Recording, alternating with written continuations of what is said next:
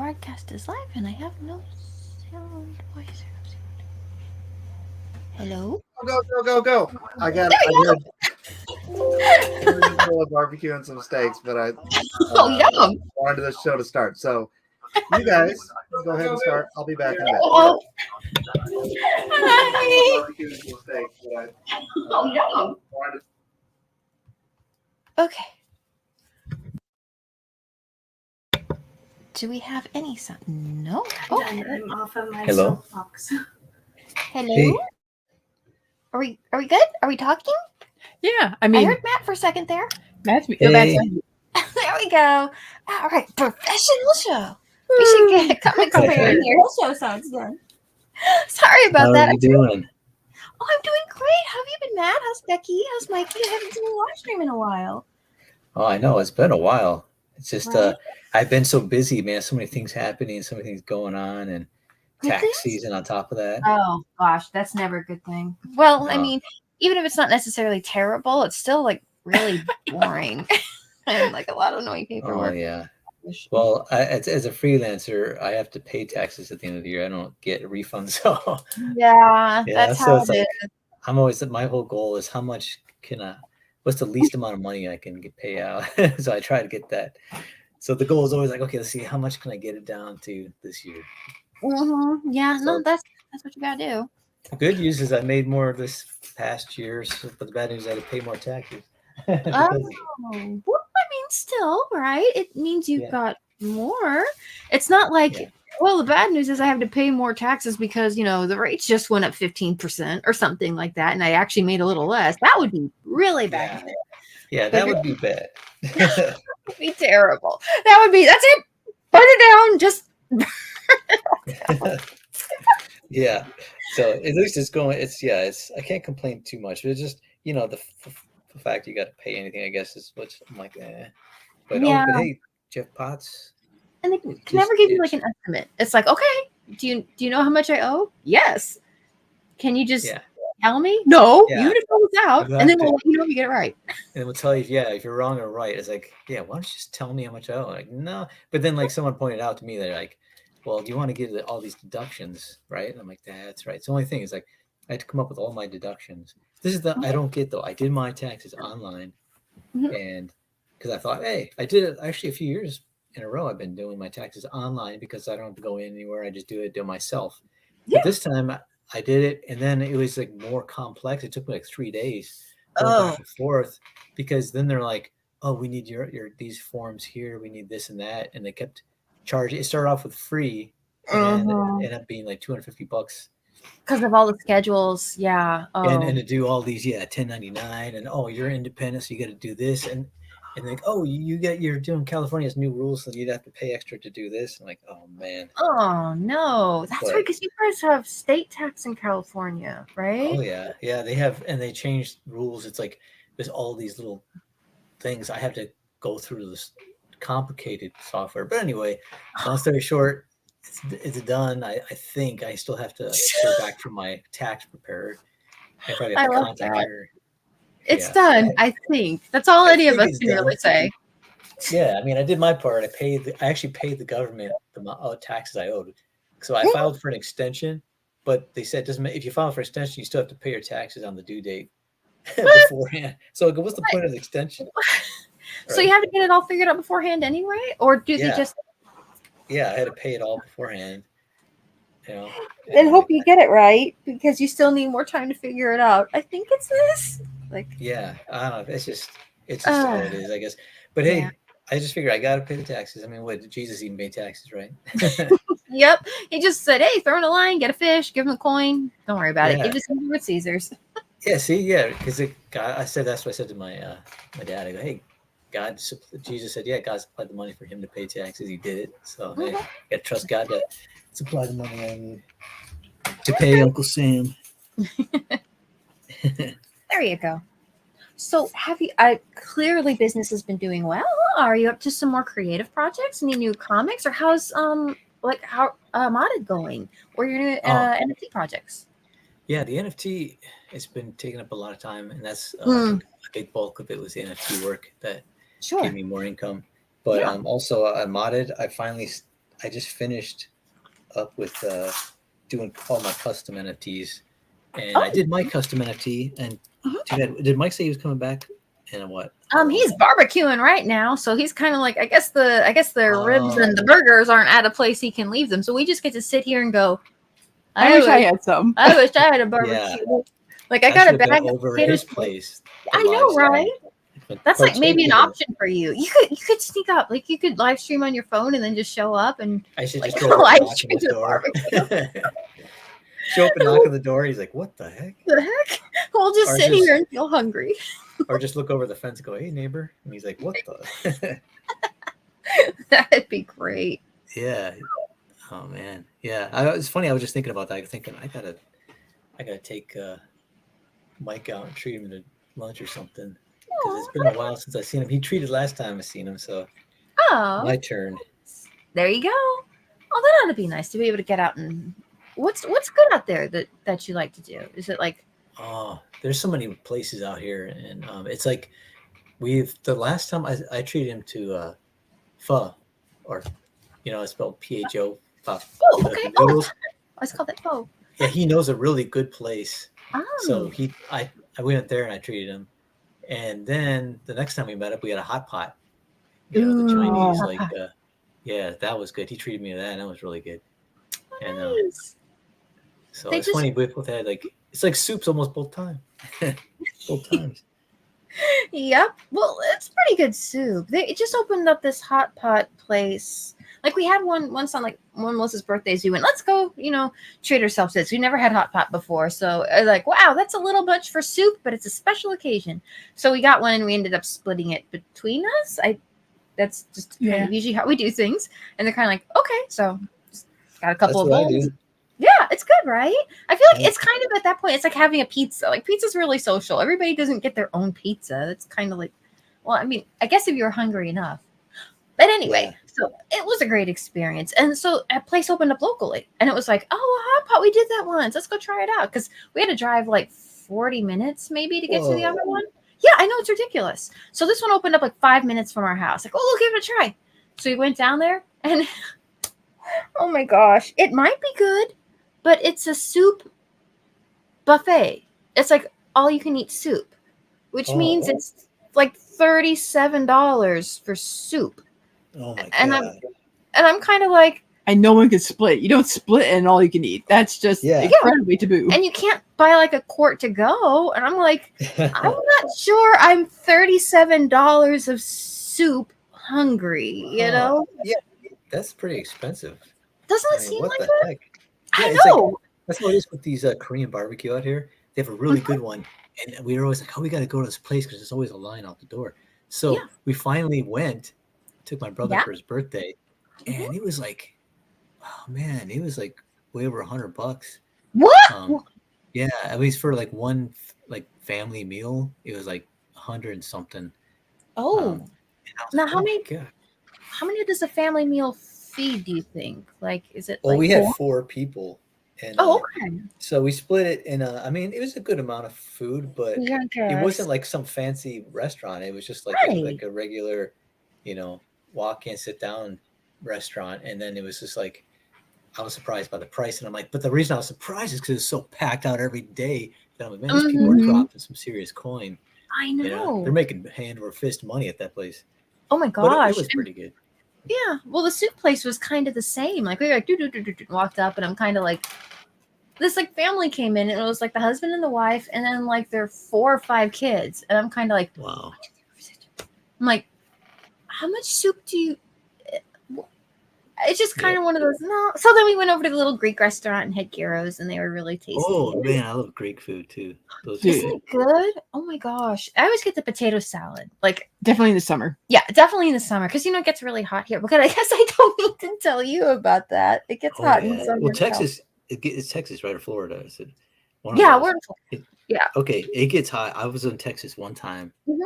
and it was like, I think it was like over 100 degrees in the asphalt was like felt spongy. It was so hot, it was melting like the ground in the parking Oh, lot. that Parking is lot not- was like spongy. I was like, I feel like I'm walking on a rubber mat, but it's asphalt. I was like, whoa. Oh, that's Yeah. just wrong. That's just no. I didn't know it got that hot over there. I'm like, oh my gosh.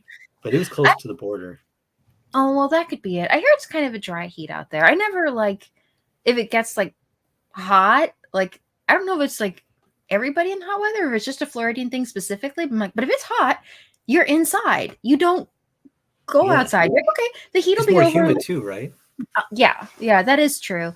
That we were driving up north to go visit my brother, and on our you don't realize it when you're up there. Well, it's cold. Everything's cold, but I guess the cold is such a shock that you don't notice the dryness as much. But then when we started getting back to like Georgia and southern Georgia, and her driving, oh, it was miserable, and got out of the car for a moment, and I'm like, oh, it's muggy. It's like the air's giving you a hug. Yeah, yeah. Yeah, I remember You that. just- I remember that gust of moist of humid air. It was like we all went. Ah. Yeah, I've been. I was flying through out to Georgia, and the airport. Even the airport was like humid in the airport. I was like, oh my gosh, what the heck?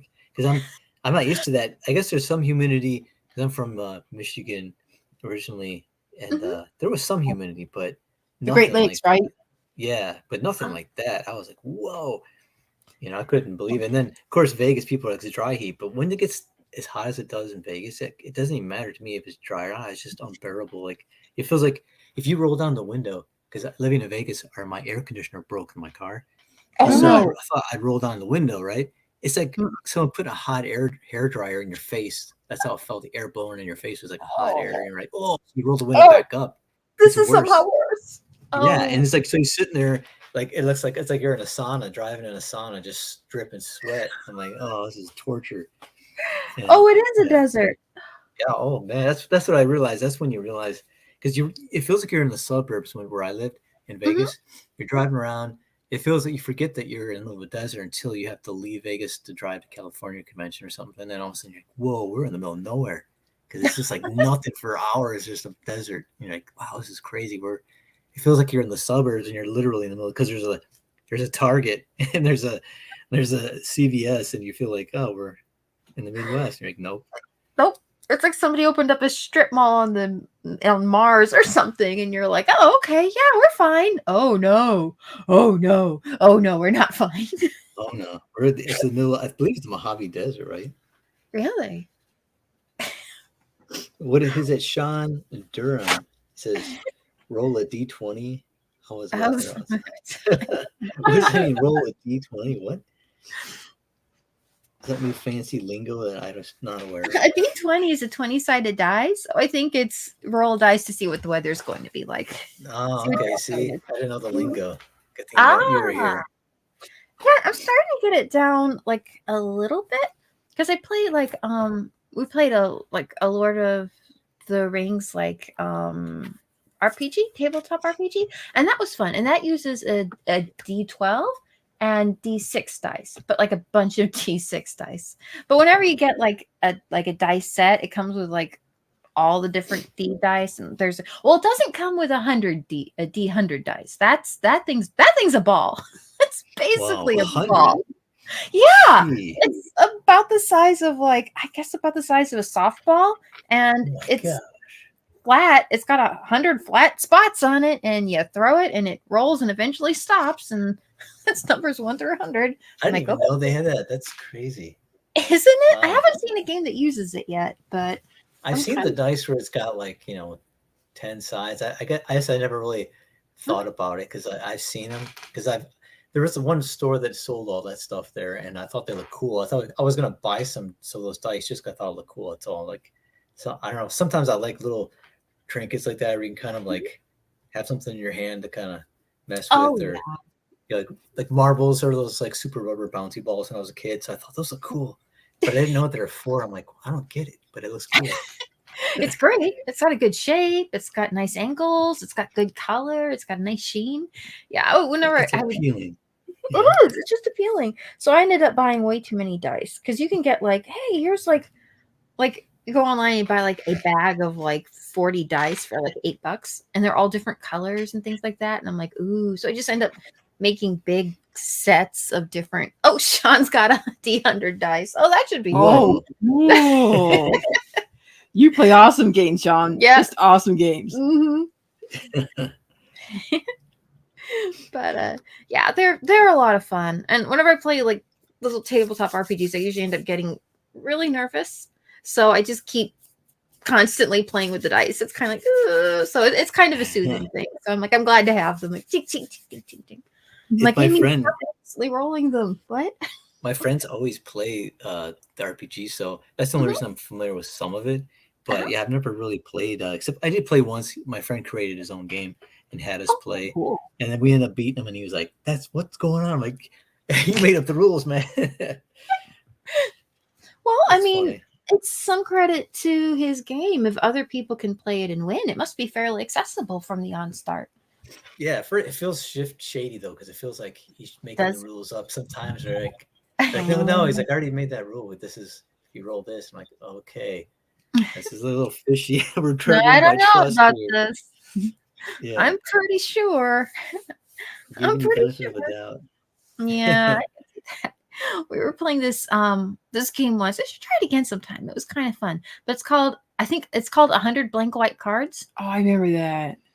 And Oh. you get 100 blank white cards, and then everybody takes a turn, and you grab a blank card, and you write what happens on your card. So you're like, okay, do you roll a dice and get points? Do you challenge someone to this? And you just, whatever kind of rule somebody makes up, and you make up the points, and then you go together and you come up like, do you do a drawing challenge or any kind of a puzzle or riddle or whatever it is anyone's inspired, and that's how you make up the game. And at the end of it, everybody can take a vote and go, that was a good card, and then you can actually build up a deck with previous ones. So it's very creative, and I'm like, oh, that's kind of fun. But it's that can be one of those things if you have people who are too shifty and don't know how to have fun. They're kind of like, I gave myself 1 billion points. Like, seriously? Okay, my turn. I took away 1 billion points. Yeah.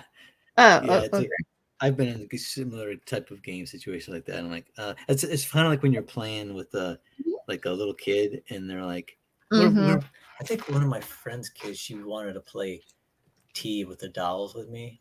Like, I don't know why. It's like he had daughters, and they always want to play. Like every time I came over, like, come on, let's go in the room and play. I'm like, and I'm like, I don't want to play with dolls. And but the thing is like she would always be like, no, you got to do this. I'm like, okay, I do this. No, you got to do this, and always changing the rule. I'm like, you know what? My doll wants to drink out of this cup, and she's like, no, you're not doing it right. And I'm like, we're just drinking tea. We're drinking tea. Well, what's This going on?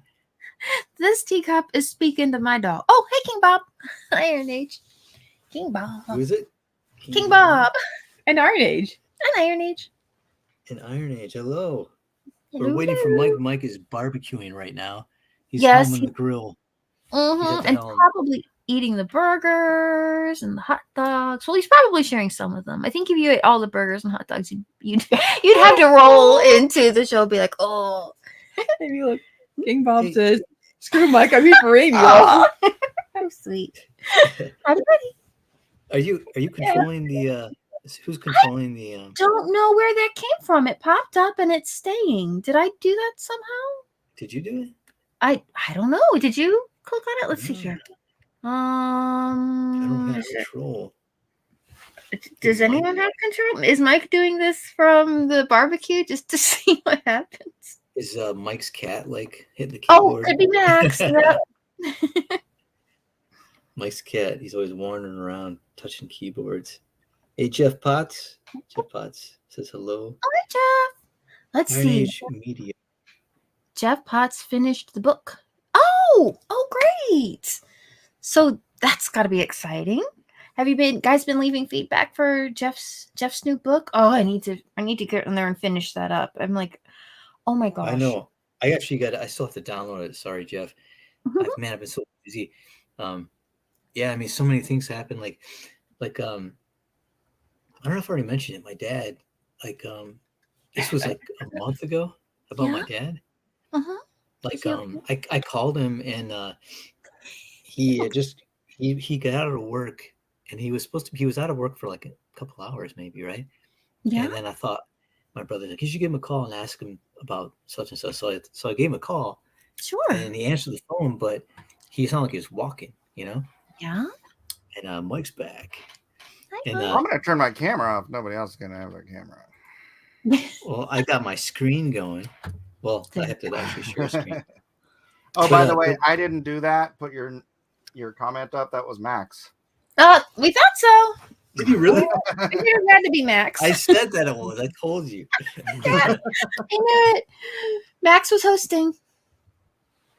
But Well, yeah. good evening, good afternoon, good morning, whatever the case may be. Welcome to Wednesday work stream. Here we are. It's Wednesday, and we're working. There you go. Yeah. Magical. There you go. And this is my custom Dragon Guild NFT. Oh yeah. It looks So, lovely. Although I am thanks. kind of curious, was your dad all right? Oh yeah. So I called my dad, and he sounded like Mhm. he was walking, and I'm like, "Where are you?" And he's like, "I'm at home." And I'm like, "Sounds like you're walking." And then he was basically saying that he couldn't get into the apartment. I'm like, "What's wrong?" He's like, "The key doesn't work." So I'm like, "What? The key doesn't work?" And then so I was like, "What's going on?" So then he said, "I'm going to the apartment complex to ask them to let me in." Right. And so I hear the other people on the other line, and they're letting them in, but they're like, "Does your key not work?" He's like, "No, I tried it." And then anyway, it just sounded like they were confused, and he started getting irritated and upset with them, which my dad doesn't usually do. Right. And then I go, "Dad, are you in the house?" He's like, "Yeah." And I go, "Okay, just lock the door, and I'm gonna be over," because I felt something was wrong, because he wasn't Right. making sense. So I said, Oh, "Dad, I'm no. gonna come over." So I drove over really fast, and I had him on the line still, but then he stopped talking, and I'm like, "Hello, Oh, no. Dad," and it's like nothing. Oh. And so like I hung up, and I called him back, and Mhm. he answered the phone, but there's nothing. And I'm like, "What's going on?" So I started praying while I'm driving. So I'm praying. Yeah. I'm driving like 80 miles an hour to get to his place. And I finally get there, and I go in there, and he's sitting in a chair, and he's like, and he's still in his work clothes. He's like, "I fell asleep," And I guess I was so tired. And I go, what's going on?" And then he's like saying that I used his key to open the door, and there was nothing wrong with the door. It works, but he couldn't get in the house. And so I'm like, "Dad," I said, "Go ahead and lay down," and he laid down. I was just praying over him. And then I just started looking up online. I went over to check on him, and he was like burning up hot. Oh, no. And so I looked online, and for like, what symptoms of being overheated, and they said heat exhaustion or heat stroke. And I'm like, "Oh no." So like he was outside the whole time. And I go, "Dad, were you wearing your jacket outside?" And he goes, "Well, it was cold in the shade." And I'm like, "Yeah, but it's like, I felt like it was 80, 90 degrees almost." Right. And I'm like, but when he was laying down there, I went over, I just said, "Man, he was burning up like really hot." And his breath out of his mouth felt hot, like just hot air coming out. I was like, "Whoa, man, he is." So I didn't know what temperature he was, but I prayed over him, but then I just read to get cooling packs. I just lined his whole body with cooling packs. Yeah. And my brother came home from work and started talking to him. And we go, "Dad, you got to call in because you can't go into work tomorrow." So I gave him the phone, and he just started talking to the phone like he's talking to somebody, but nobody's there. I gave him the phone to dial, and he's just talking and talking. And I'm like, "Dude, Mike got." He's like, "My brother's just like, he's not working anymore. He's done," And I'm like, "Yeah." And so like, we called in. He called in for him. Got him call in. Prayed over him. I stayed there for hours, just cooling him down with the washcloth on his head. And I wanted to call the doctor, the ambulance, but my dad's like, "No." But then he was totally out of it. And when I started praying for him, all of a sudden he started praying like under his breath. Like all of a sudden, even though his eyes are closed and it looks like he's out of it, you start praying, and he started like saying, "Thank you, God, I'm whole and healthy and healed." He started saying that. And so I just stayed there, pray with him. And then I said, "Okay, I got to go home." And then drove home, and the whole night, the worry was like plaguing my mind. And I was like, "No, I prayed. He's fine. I already gave to God." And then I start thinking, what if he gets up in the morning and starts trying to go to work because he goes to work early?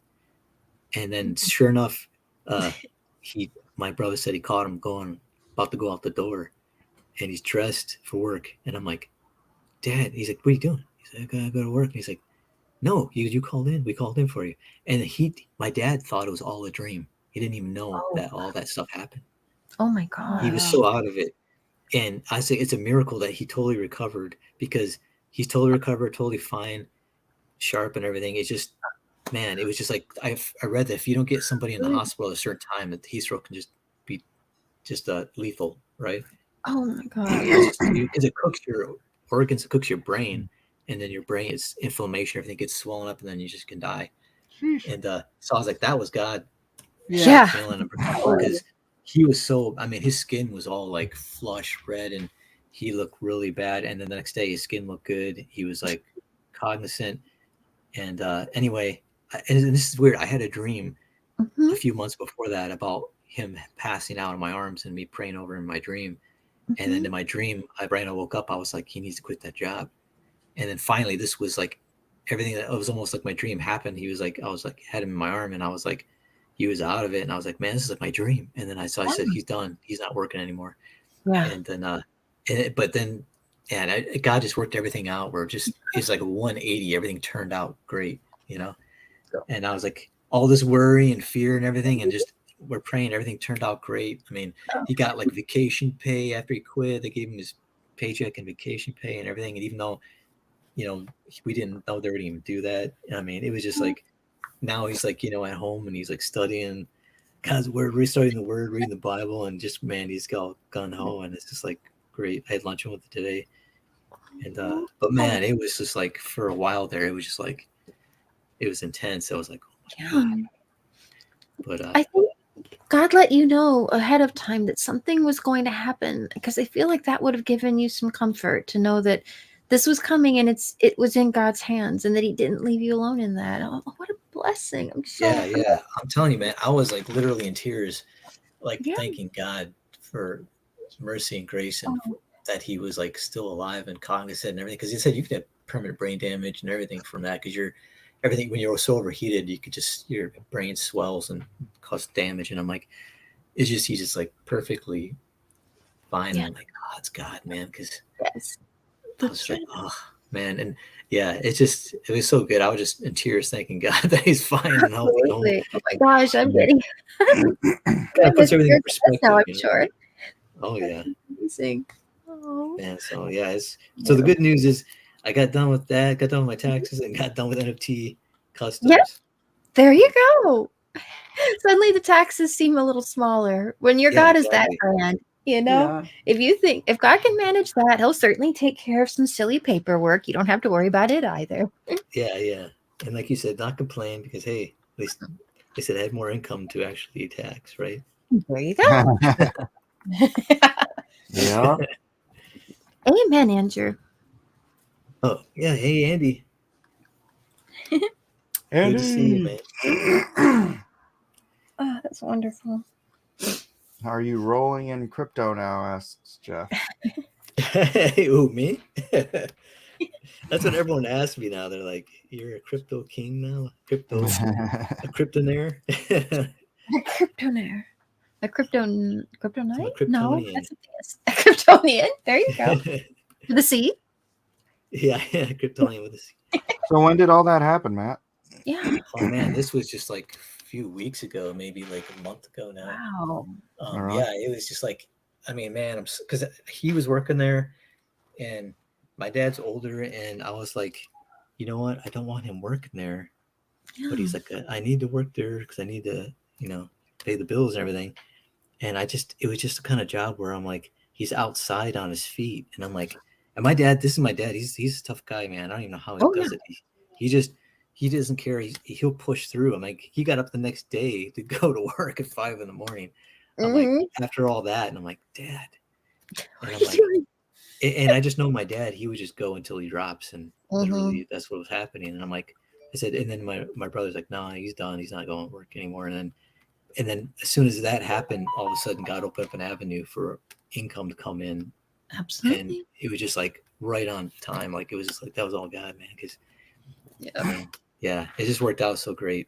God's good, man. But it was so much stress and everything at first, and it made me realize I just gotta let it go, just not worry, even though it's all intense. Everything's all intense. I go, well, if I prayed and I believe that he can do something, then rubber meets the road. You got to start acting like it. Then I'm like, okay. Yeah, you can cast your care. You asked, and God is going to make the situation good. And if you are in fear, then you're just giving yourself anxiety and a headache, and it's still going to come out okay. So you might as well be like, okay, I'm going to try and not it's give myself wasted energy, right? right. Yeah, if you're wasting, and plus it has an effect on your own health. Yeah. And Mhm. I mean, I could feel that, and that's why I'm like, okay, this is not going to work. I can't be walking around worried Right. because it's not going to do me any good. Mm-hmm. And, That's like the spirit of fear. It has no part of your life or God's plans for you either. yeah, That's right. yeah, and just but changed my perspective on a lot of things, and man, yeah, but now I'm like catching up on stuff, and So, have like well, here's my new Zangief I posted up on Instagram. I do these, like, I'm trying to start doing these daily comic strips, oh, and so like here, let's see, I have my daily diary. Here, like for instance, That is correct, Andrew. yeah. what is it? Thank you, Andrew. Oh, here we go. This is my daily diary type strip. It's mostly just for fun. Aw. I try to crank it out when like fast. I just loose fast, and so I have like it's me and Becky out, and every time a waiter walked by, she's like with food, she was like yes, and then she's like, oh, it's not ours, and then like, oh yeah, oh. Aw. And then so it's like every time the waiter walked by, she's like up and down, and then all of a sudden, yeah. The whole evening's just an emotional roller coaster. Yeah, I'm just like, what? Because I'll be talking to her, and I was just like, yes. Oh. So I did this. It's funny, as I did this one really quick, I put it up on my Instagram as like a reel, so it has music and everything. Mhm. And I divided the panels into like screenshots and transitions. And I got like over 1,000, like 1,500 views almost, like with just in a matter of hours. I'm like, what the heck? Like just That's from rad. that? That's Isn't that awesome. crazy? Just from like a simple little, I think people like cute stuff, I guess. Yeah. Yeah. And I think it's kind of a universally appreciated thing, right? Because you're either like kind of chill about things, or you're kind of the person who's like, I really like the food here and I'm excited. And and your Yeah, so drawings are really cute. thanks. I want to just, it's funny doing these to kind of like cathartic. It's kind of made me feel like I want to just crank something out so I could post it up because I don't have time to post anything. And I thought I'll Right. just post something up like this. And it actually helped me. It helped me to realize how I need to draw faster and not be hung up on making everything perfect. Because then, like I said, I thought, I'll do a Zangief sketch in the same vein, like of my thinking, like just trying to get it done fast, and not make everything perfect. Right. So I did this one in 10 minutes, just really fast, just cranked it out. I'm like, you know what? Wait, so is that on your YouTube as a reel too? No, it's only on my Instagram. I don't know how to do it on the. Put it on your YouTube as a short. How do you do that? I don't know how to do that. You have to do it on the computer, though, right? I mean, well, I mean, you could just download it, right? Oh, you download it? Can you do that? Well, no, you can upload from your phone to YouTube. That's true. I have a little video editing program on my phone, and when you save things, I'm not even sure if it can save to the hard drive or SD card. It's just like, okay, you want to put it up on Facebook or YouTube? And I'm like, I have YouTube, and it just puts it up there. I'm still not sure how to download it, but so you should be able to do that, I think. So yeah, dude, you could grow your sub count just using reels. Or shorts. But I use their app though, so I don't know if I can download that. I believe you can. Can you? Yeah. I see. You really do hit all the pivotal. Oh, I can download it. Oh, I'm downloading it? Wow. Sounds like you just found a whole new world. Save to like, wow, what the heck? This is crazy. Technology is something, Yep. So, okay, now let's see. How do I upload? Create a short. Oh, what the heck? Just don't hit the destroy everything button. Do it. Delete all. Oh, what the heck? Why do we even have that button?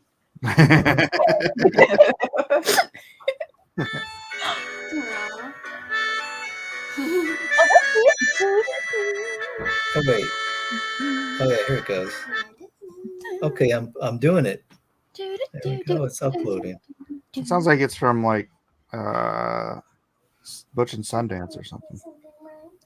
Yeah, it's like I think it was like Studio Ghibli music. Some from Oh, some of yeah. the- Sounds like it. It's got kind of an accordion vibe to it. But yeah, it does sound a little Western too. Hmm. Wait, it says add sound, but wait, what's going on? Man, I haven't seen Butch Cassidy and Sundance Kid in forever. I gotta watch that again. I love that movie. Such a great Nice. movie. I wonder what it's on now. Is it like YouTube or Netflix or? Is that the one with I Robert don't know. Redford? Robert Redford and Paul Newman. Is Butch Honestly- Cassidy and Sundance Kid. Sometimes I think it'd just be Huh. easier to go Oh, on. a- look who decided to show up. Elliot! Yeah. Hey! Yeah, I Hi. can turn my camera on now. What What is happened? something? Well, yeah, hey, what? What happened over here? What you talking I about? don't know what happened. What happened with her? I had the time, man. I forgot the time, bro. I was It looks a little Jamming bit on. like Elliot. Oh, right. Because I just called you like right before, and then you're like, "Hi, Elliot." Mike had to go eat all his barbecue, and then he found us. I had to go finish cooking the barbecue Barbecue. and then eat the barbecue. There because you go. Well, you I can't. think you've all learned by now that my wife never takes care of dinner in time for What? me to do this show. Oh, hey, do I look like this drawing up here by Matt Carson? There you go. Perfect. yeah, Eggs for that. that's what I was sketching. It There was you me, go. right? It That's was what's me. up. I knew it. Yeah. That's what's up. That's what's up all day. How's life treating you, Elliot?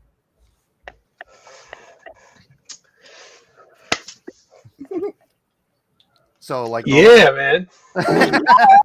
about normal. Yeah. Doing good. Doing good. Doing Nice. good, doing well. Doing better than I deserve. Always. Yeah. Always. Yeah, We so haven't We're doing talking better. about, parents getting sick and stuff, because it's such a great topic. My father-in-law just had a massive heart attack. Oh no. Sorry to Actually, hear that's that. why otherwise we'd be in Vegas right now for the Friday Night Tights meetup. Oh. But yeah, he had a heart attack and he was in the hospital, and they're still like trying to decide what to do with his third artery because it's still 80% blocked. But Oh. he had a 100% blockage Oh. Oh my gosh. and Wow. pulled through, got him to the hospital in time, all Were you that able fun get it? stuff. Yeah. Okay. So thank God Yeah. and for that. But here's the fun part. My father-in-law is like one of the most health conscious people Mhm. you'll ever meet. Ever since my mother-in-law passed away 21 years ago, 22 years, almost 23 years ago. She passed away while Jill was pregnant with Elijah. But ever since Oh, wow. then, and he's been able to kind of, dictate his own meals. He's practically been a vegan. He's Wow. eaten just Mm. vegetables and and fish. So fish is practically a vegetable. So Pretty much. Fish ain't meat. right. So yeah, 20 some odd years on this quote unquote heart healthy Mm-hmm. vegetables and the world's most heart healthy protein, Yeah. according to science. Mm-hmm. And he has Ugh. 100% blockage in his. Yeah, that doesn't add up. It doesn't add up. Well, unless he has some of that in it's hereditary. That could be No. it too. No. Let me explain something to you. Okay, my bad. Did you watch that video on the carnivore chick? I haven't yet. I started to, but I'm only saying that because there are some people that get sick that never had that didn't have any kind of problem before, but it's because this in their family. They can't, like my No. father's like that. He can't help it. You know what's in your family? Your eating habits. That's why most of those things that they attribute to genetics are, oh yes, your family. Yeah, that's because mama taught me how to cook and et cetera, although going way back generations. Mhm. But check it out. So I went to look up, like, because I've been looking in all this carnivore diet stuff, and actually I've been like 90% carnivore for probably the last 2.5 weeks, and I'm doing good, man.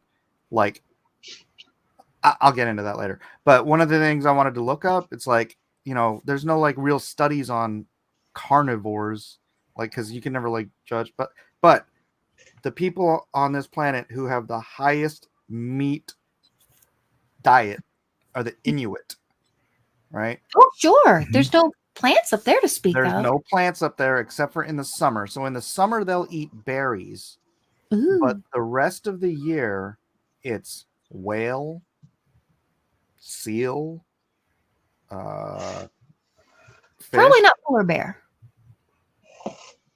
polar bear if you can get it. Right? But so it's all these super fatty ocean meats. Right? So they have a high fat, high protein diet most of the year.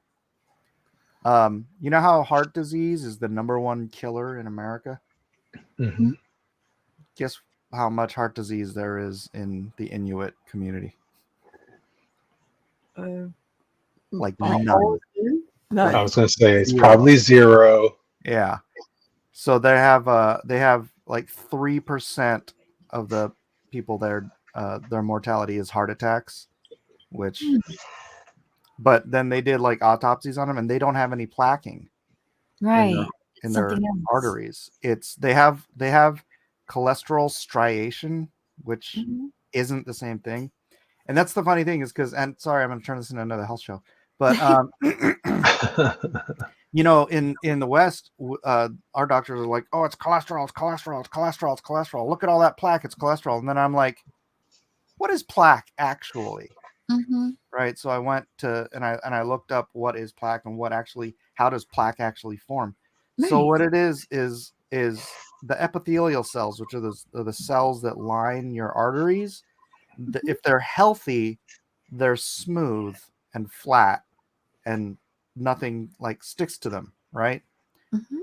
If the epithelial cells are unhealthy, they start to get damaged, and what the first thing that attaches to them are these, like, I don't know if they're bacterium or I can't remember. I have to go back and look it up, but it's some sort of a thing, like a bacteria, let's just call it a bacteria that collects calcium. So these things like will attach to those damaged cells and then start like calcifying. So it's Oh. calcium first, and then Mhm. the cholesterol in your bloodstream will start scraping off on the calcium like mortar to bricks, right? Oh. And then on top of that, other damaged cells going through your bloodstream will like attach to. So it's like this mishmash of calcified cell or calcium, uh, cholesterol, and damaged cells that sort of build up into this plaque. And so it's like you go calcium or cholesterol. It's like it's not. It's not No, it's causing it. cholesterol. Yeah, they're doing what is it? Causation when it's just, Yeah. Correlation. correlation, yeah. It sounds like that stuff just kind of turning the arteries into like Velcro kind of, and everything just sort of sticks to it. Yeah, I mean it's like when your Teflon pan starts getting damaged, crap's gonna stick. Time to get a new pan. You gotta keep them slick. Well, well, for Teflon, yeah. But with your heart, you have to just clean that out. You have to make those epithelial cells healthy again. Mm. Do they have any research on what helps them? I haven't done enough. I haven't done a full thing on that. But I think could depend on genetics too. Well, that's the thing with the carnivore. Mhm. Like you switch to carnivore, you get all these crazy health benefits. I mean, my buddy Ben Herrera, Mhm. he when he got COVID, Bless you. he had a clot in his eye that Oh. it almost cost him the vision in his eye. He had what do you call it? An edema. He had an whatever it is. I can't remember what it's called. But he started a carnivore diet, and his eye cleared up. That's awesome. Right, and he had fatty liver symptoms, fatty liver disease symptoms, and his fatty liver disease symptoms started clearing up. So he's like, and With just in general, yeah. Well, that's the thing. Okay, so the reason people get fat is because they're ingesting too much carbohydrates. Because when you eat fat, your body just converts it into energy. But when you eat carbohydrates, your body converts it into fat. Yeah, so fat turns into energy, and Fat energy turns into turns energy. into fat. Wait, what? Yeah, I know. It sounds backwards, but it's not. It's like because what your body will it burn first is your fat reserves, and then it'll convert the carbohydrates into more fat to store, because it doesn't just get rid of the sugars. Well, it's like it turns it into sugars that turn into fat or something. Or if you take sugar directly, it turns it directly into fat, and it stores it in the immediate vicinity for your internal organs to utilize, Right. which for men tends to be right up front here. And the worst part is when it's stored in your actual organs. When you have fat in your organs, that causes major damage to your Like fatty liver and stuff like that. yeah, around your kidneys, around your intestines, just storing fat because it's out of room everywhere else. I guess. Oh, Jesus. That's not great. But yeah, so when you go all carnivore, it's like I showed Elliot this video of this chick. She went carnivore, and she had tried the vegan diets, and she tried all these other diets. She's carnivore for 8 months, and she lost 100 pounds. Oh, bless her. Wow. She was so fat. How fat was she? Okay. She was so fat. She couldn't walk. She couldn't walk 1,000 paces. Like she essentially lived on one of those walking scooter chair things. And she was on the carnivore diet. She's on the carnivore diet. Yeah, and now she can walk like 5 miles. Oh, bless her. It's funny that you mentioned the carnivore diet, because I've been actually researching into it myself. Because I heard people, I never heard of it until like recent, and I was like, what is this nonsense carnivore diet? And so like there's the guys who are promoting it. A lot of these guys are all like doctors, like they're actually heart surgeon guys who are like I've been listening to. And they interviewed this one dude, and he seems like kind of like a guy who would be like almost like a comic nerd, Comic-Con guy you'd see, right? And he was been doing the carnivore diet for like 30 years. Oh, really? He didn't know it was a carnivore diet. He said, all I like is meat, and that's all I'm going to eat is meat, eggs. Yeah, my grandfather was like that. And his friends were like, to be 93. Yeah, his friends were like, it's a heart attack diet you're living on. And he's like, well, his whole thing was like, he was kind of angsty, and he was like, well, if I go, and I'm eating what I like. And it's funny, all these years, he said, and his friends all had health problems, and he never did. Yep.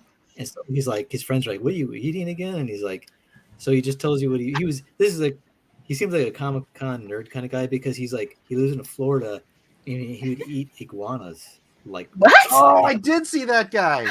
Yeah. I didn't know I he was was a like, comic what the guy. heck? Well, he's he seemed kind of like a nerdy kind of guy where he knows Yeah, all these yeah. facts. And I Yeah, was yeah. cracking up. I saw an interview on that guy. Yeah. Eats iguanas. I was like, what the heck? And then, but now he's like, he used to get him in his neighborhood, but now they're almost gone because he eats them. I'm like, yeah. Yeah, and he wanders around the neighborhood, taking the ducks' eggs. Yeah. Oh man. Oh Yeah, my but goodness. but him and a bunch of other people were doing this. And there's a guy I listened to, I like that Mark Sisson. He's like a nutritionist. He used to be a triathlon guy, and he's in his 60s, like in his late 60s, and he's like really in good shape. And he was always into like keto, right? Mhm. And then as of late, because he does research, he believes in what's it called? He calls it metabolic flexibility, where Mhm. he does intermittent fasting the first part of the day. He doesn't eat his first meal till like noon or 1 o'clock. Then he eats a second meal within a 6 hour window of that, and then that's the end of his meals for the whole day. And he doesn't do any snacking or anything. He just has those 2 meals, and he has like coffee in the morning. Yeah. And but he basically does like almost like keto. But then he said now he's kind of not fully carnivore, but he has like not as much vegetables as he had before. But he has like big steak for dinner. But Yeah, for lunch, I just had a ribeye and like 2 tablespoons of Brussels sprouts. Oh, okay. yeah. That's basically he had like avocado and a salmon, and or he had a ribeye steak and an avocado and asparagus or something like that. And that is like a little bit. That's all he had. And then for lunch he had like salmon and like a small salad. And Yeah, but like, look at me, dude. This is me after like 2 weeks carnivore. I've lost like Yeah. 7 pounds. yeah. You're like, It- you feel like and it's that's helping me. your digestion And too? I'm not exercising. And I'm eating. I'm eating like a half a pound of bacon for breakfast. Woohoo! It's like the best diet ever. So trade the toast for bacon. Oh my gosh. I'm It telling you, I has saw the guy, this doctor that was doing it. Huh? His doctor went to McDonald's. From Yeah, And he- because it's just beef and He, salt. he just orders the patties. He ordered like 7 patties, and that was it. Yeah.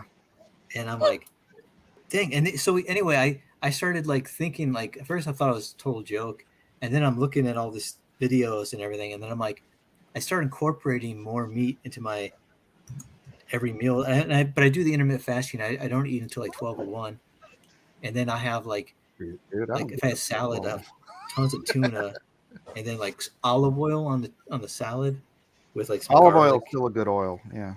Yeah, pour tons of olive oil on it, and then feta cheese. I love feta cheese.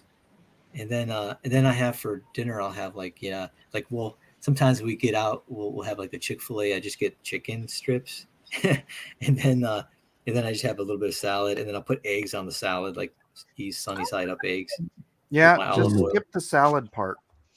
Yeah, I'm actually starting to have less, and but I started thinking about it. Oh, there's recipes they show you how to make quick carnivore meals.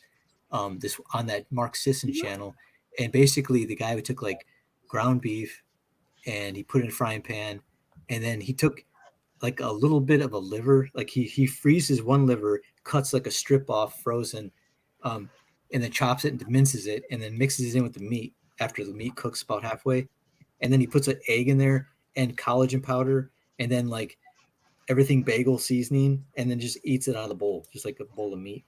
But it looks so good, and I'm thinking of trying that. But their whole thing is that vegetables, plants are actually not good for you, that they're killing you, like that they're toxic for you. That's like the guys I've been listening to. They're like, they won't eat any vegetables because they're like, plants are trying to kill you. Like they protect themselves. They release this like a toxin, and it's not good for your body. Some have maybe less than others. Like that's why you say if you taste some plants, they taste bad. They're bitter because they're not good for you. You can die, right? Yeah, but here's the thing. I that's true to an extent, Yeah. but it's sort of like the same concept of homeopathic medicine. You know how homeopathic medicine works? Is that kind of like the Chinese one? It's no. That's I forgot the name. But homeopathic medicine, it's poison, but it's like tiny amounts of poison so that your body creates a defensive mechanism that's supposed to, get you better. But vegetables, fruits and vegetables, he's right, because when I heard that, I thought it was, come on. So I started Googling, like, what's poisonous about this? What's poisonous about that? And yeah, dude, pretty much any fruit or vegetable or grain you can look at, Google what's poisonous about it, and you'll be like, oh, great. This is all poison. But here's the thing. You know how like a strawberry, like one person can eat it and it's like, oh, this is great. Nothing's wrong. It's awesome. And then the next person can eat it and it like their tongue tingles. And then the next person can eat it and they die. Right? Yeah. So I think we all have different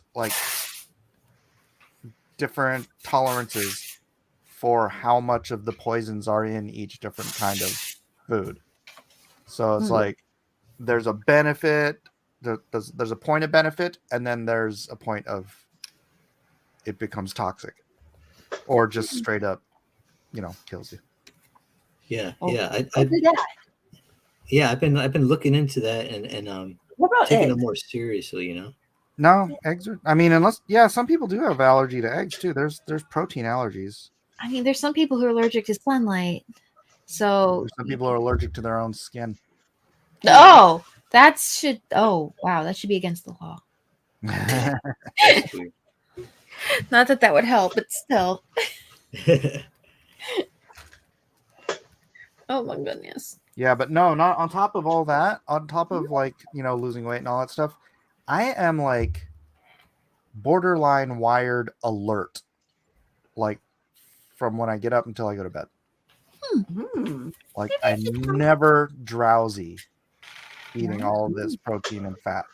Do you think you're sleeping better, or have you had trouble sleeping in the past? I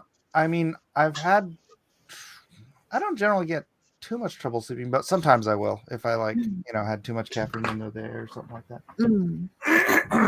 But yeah, I couldn't say it's like changed my sleeping habits much better, but it's changed my waking habits because I'm like a predator is always like alert, right? Like you snap your hand by your cat and he's like, meh.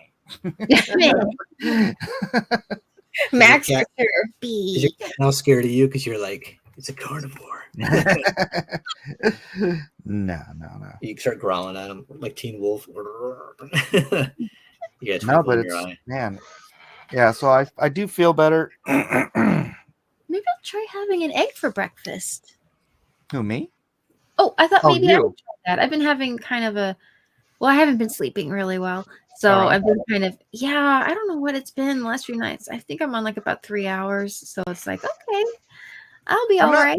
But I couldn't tell you for a fact. I mean, I know there's people that would tell you for a fact that it's good for everybody, but I would definitely say try it for a couple weeks. Yeah. Try it out. See how you feel. See if there's. I mean, I don't. I'm not a big guy, and I lost like 7 pounds, and it's like. Yeah, I mean, losing weight's fine, but I think the energy has to be The like, energy. best Well, part of that's it, right? yeah, because that's the thing. It's like it's burning the energy it's supposed to burn, which is the fat that's already immediately accessible, right? It's basically like a keto in a way diet, except without the veggies. Yeah. What Which is is- the keto diet? Keto is just no carbs and no sugar and just basically like fat, like high fat, and meats from like meat from butters, oils, mostly like olive oils, good stuff for your heart. But yeah, I mean, it's basically that's Okay. keto. Yeah, I think that's the difference. Is like, and snake bite will just be like, vegetables and fiber. You can't digest fiber. You can't digest fiber. Well, you can. You can't digest all fibers, and like vegetables are, a lot of them they have fiber in them, and the reason they probably tire you is because it's very difficult for a human body to digest vegetables because it's not us. It's like literally not our digestive system that's digesting it. It's the bacteria in your guts that is fermenting the fiber. right? So if you don't have the right bacteria in your gut, that fiber won't get broken down. Well, whatever vegetable that is, where it won't be digested at all. But that's why you get gas, because that stuff's being fermented by bacteria in your stomach. Yeah. That's why Not- I not- only eat ice cream. Not in your There stomach. you go. That fixes it right there. I just have ice cream, no problem. Mm-hmm.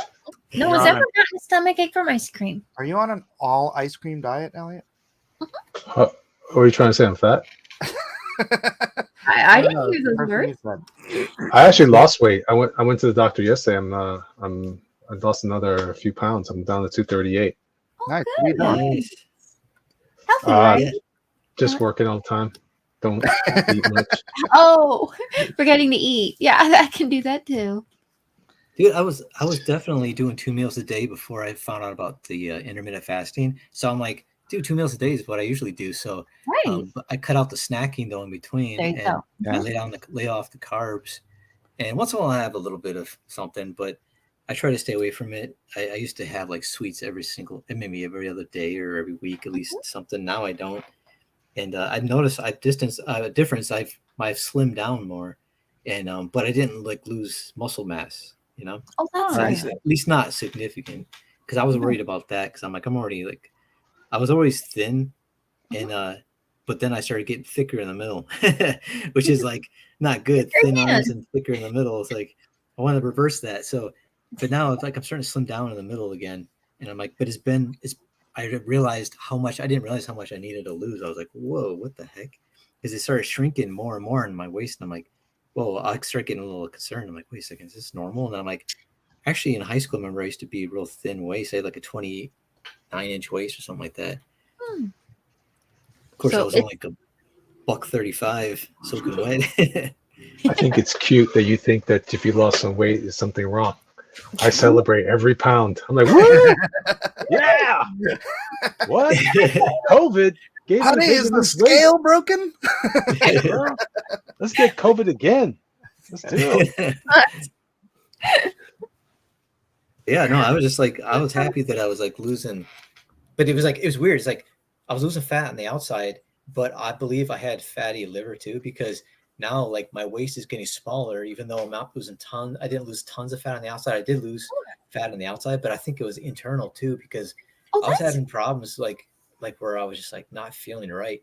And then when I started doing this and intermittent and just eating, 2 meals, having my olive oil, like in a little bit of salad, but meat, eggs and stuff. And that's why I started looking into carnivore. I was like, man, I started feeling a difference.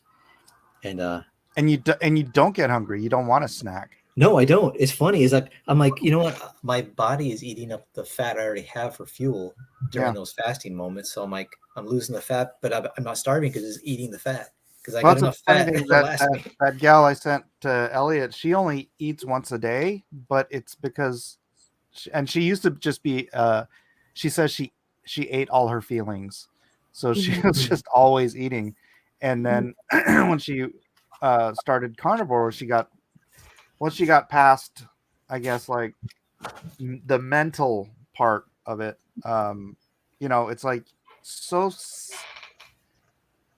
the eating fat and protein fills you up so much, it like satiates your body, and then she has so much fat store that it's like she only gets hungry once a day. oh, nice. So she's like, I think about food like 10 minutes a day now, when before it was like 24 hours a day. Yeah. I mean, it's true. I used to snack. I'm not even joking. I used to snack like every 2 hours or every hour. I was like just going up and getting out of the cupboard and snacking on something. Now it's like I'll be sitting there drawing, and I'm like, I look forward to the meals, but I don't feel like starving or anything. I'm like, Yeah. I can eat. And sometimes I've been only one meal sometimes if I'm really busy and I don't even feel hungry. I'm like, but I don't want to waste away, like, because I'm trying to gain muscle, so I don't want that to waste away, because also when you get older, you start losing muscle anyway. Well, I know, but that's the thing, dude. You're eating protein. Yeah. You want to Yeah. build muscle, that's what you eat. Yeah. So that's why I don't want to miss a meal. But I yeah. guess it's easier to make muscle out of bacon than bagels. Yeah. Yeah. I'm telling you, you lay off the carbs for a while, and in that you'll start seeing a difference in I listened to one Dr. Berg on YouTube. Yes, And my wife loves him. Yeah, oh man, I've been listening to him, and I've been writing stuff down and taking notes. And the fatty liver thing is what stuck out to me, because I thought, you know what, I think I need to lose fat on my liver too, because then your body's able to break down the carbs and fats. It's supposed to break down the fats, like, and but yeah, so I've been doing that, and I feel the difference. And yeah, because I think, man, I was like, I know I need to make some changes here, and I felt in my heart too. I was like, you can't be eating the way you're eating. You got to change the way you eat, because I used to be like, it doesn't matter, I can eat anything else. I just eat in moderation. But I'm like, as I'm getting older, I got to start really being careful of what I put in my body. I strongly suggest a half a pound of bacon for breakfast every day. There And it's so good because, like, you know how usually you're making bacon for everybody, so you have to make the whole package, and then you have to put it to the table, and then by the time you get to it, it's like cold. And we were just sitting there eating it right after you cook it. It's like, oh, it's the best. Can you use like the bacon fat for like deep frying or anything? Oh, you should. You should never use vegetable oils, and really don't use seed oils. Is canola seed? You should use lard, bacon grease. Look at that. Canola is seed oil, is vegetable oil. Yeah, you want to stay away from seed oil. Yeah. And Seed like and sunflower oil is not good. And Lard's okay? Lard's good. Ooh. Yeah, It's funny. All the stuff we've been told our whole lives is a freaking crock of crap. Yeah. So the really tasty food that everybody's grandparents made was actually good for them. Right. That might explain why they could work so hard all the time and not just pass out. Right. Oh, speaking of which, Becky is funny. She came up to me and she goes, Matt, something's wrong with my arm. I'm like, what are you talking about? She goes, that one arm. She goes, look. She goes, I got a bump. And I'm like, let's call it a bicep. she's like, because we started working out. I'm training her, And she's like, oh my gosh. Like, I've never seen it before. It's a bicep. Oh, that's a funny story. So we were about 3 kids in. And Jill had biceps for the first time because she would always carry the kids around. Sure. And we were at Comic-Con, and we were like, her dad was with us in the elevator, and he starts pinching arms. He's like, "Wow, you're getting some definition." She holds her arm up like this, right? And she's got her arm up like this, and the elevator doors open, and it's Blue Ferrigno. And then he points to my wife's bicep, and he goes, "What's that?" And she goes, "It's a muscle." And he goes, "That's a muscle." And it's like his arm is like the size of her waist. It's like, that's awesome. Wild. She's flexing in front of the Hulk. Oh man, that's funny. Yeah, well, I did this and had 3 kids, so there. yeah. Yeah, try that. Try that, Banner. That's funny. Yeah. That's funny.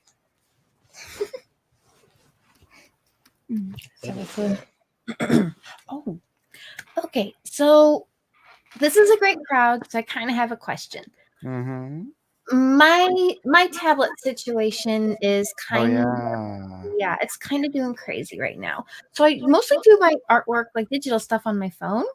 And I recently discovered that apparently, like, the OLED screen has burned through about, I don't know, maybe 30% of its yellow color on like 70% of the screen.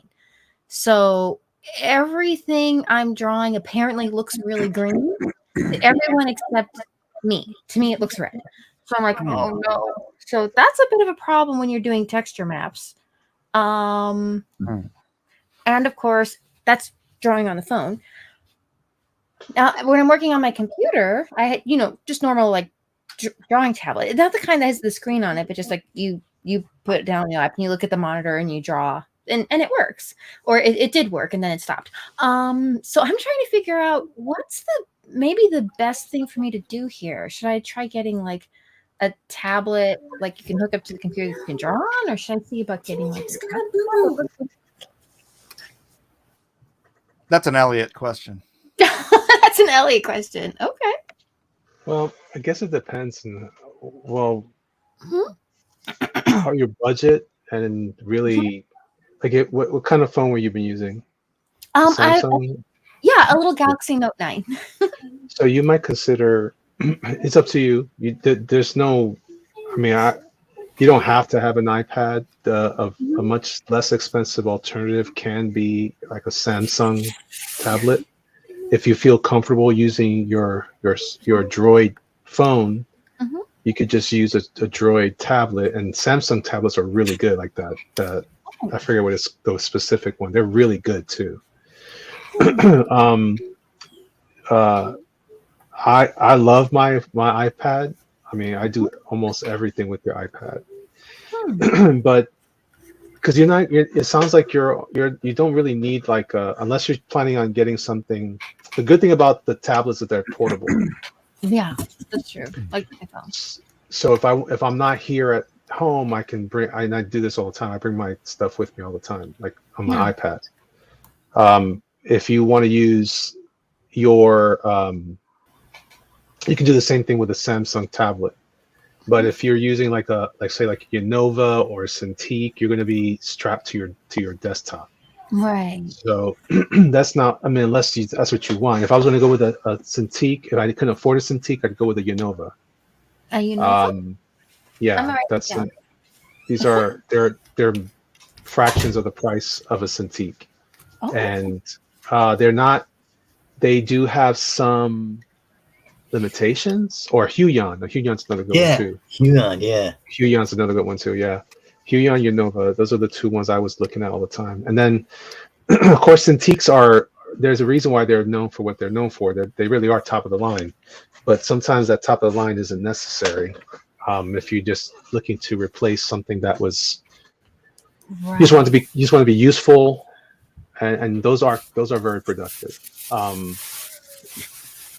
Yeah, I mean that's the kind of advice I would consider. I wouldn't feel pressured to get anything. Like I'm kind of into the iMac now, iPad. So I would probably still buy another. I would still go up to another iPad again. Personally, I like the format. I like the Apple Pencil. I think the Apple Pencil is still the best for that kind of experience, feeling like you're drawing. Yeah, it feels the most natural. I think what I like about the Cintiq is I think that their stylus is very ergonomic. I actually bought something for my Apple Pencil. I forget what it's called, but it's this weird, like, it's a very odd shape, but it's got a weird fork in the middle. It's a split. It looks like that, right? It's got a split down the side, so you can put in the pencil either like this, so you can hold it very ergonomically this way, or because it hurts my hand sometimes because of my arthritis. So, or I use it the other way, and I can hold it at the fat end instead, so it's even more ergonomic. But what I like about the Cintiq, I've always liked the Cintiq stylus because it's very ergonomic and it's very, very sensitive. The only downside to some of the other ones like Huion and Unova is that they're getting better, but they still have a lot of parallax. So sometimes you're drawing here, and because the tip of the stylus there's a space between the stylus and the screen. There's a glass. So when you're drawing over it, you'll get this weird.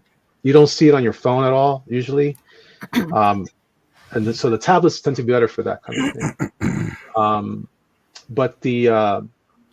But regardless of all that, right, it's an inexpensive. Your Huions, your Unovas, they have very good technology also, and they're getting the gap between them and Cintiq is shrinking so far and so fast. Like so much. So and the price difference is right there where you need to be. That's what I would suggest. But I like the Samsung tablet though. But if you've been using your phone, you'll have a little more real estate to work on. That's true. And it's like using an iPad. They make larger ones too. I think like a 10-inch one or something like that. I don't know if they make a 12-inch one. So I like the Cintiq. The only problem is I don't have a lot of real estate in my work area. Right. Like between the front of my desk and the back of my desk. It's one of those. I use a desk from IKEA. So this only, I think it's maybe 2 feet, and the monitor and the computer takes up so much real estate coming in. Sure. So for me, the iPad is perfect because it's very powerful, and it does this much work. Blah blah blah blah blah blah. But there is the cost on an iPad that is very prohibitive. It's for a lot of people.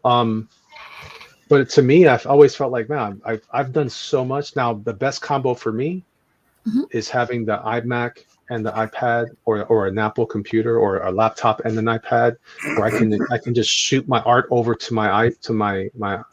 But then I use Dropbox anyway. So I'll pass files to a Dropbox, and I can upload it from my laptop if I need to for work when I'm doing work for my client. Oh.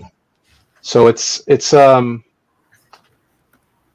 not as hard to work on any of these things anymore as it used to be. The biggest thing is going to be just preference and what you can afford, frankly. And I think all those options, I think that the quality differences are negligible if you're not interested in some of the features like an iPad has. Then don't get an iPad. But I for my work, I love my iPad because I love the way I have a lot of invested in terms of brushes now and stuff like that, and I've learned a lot how to use it. But for the same reasons, though, you can live with a Samsung Tab, and those are amazing too, from what I understand. They get high grades all the time. Oh, great. So then the big difference is, like, you think it's like the program that you use on the iPad, you think is the biggest difference in the brushes it has, or is it got like better processing power and can handle higher res art? For me, Procreate is a Photoshop killer. Oh, really? Almost. There's some things that Photoshop does that makes it useful and necessary in my workflow. Sure. But if I didn't have Photoshop, if I only had an iPad, there's so much I can do on here. That being said, I still use Photoshop and Illustrator for a variety of reasons. When I'm doing logo work, I still like using Illustrator for vector art. When I'm doing but when I'm drawing comic art, I actually prefer working on my iPad over any illustration. I prefer my iPad over over Photoshop now. Really? There's just some tools in Photoshop that are hard to beat because they're such a powerful, robust program, and it's designed. It's designed for a desktop. You have a lot more processing power. Right. That sort of stuff. Okay. No, that makes sense. Also, if you need to, depending on how strong your computer is, I mean, there are some editing programs on iPad and some that are really, really good too. But sounds like you ladies may be doing something more in depth that you might need something like that. So a Cintiq / Huion Unova thing, it might be better.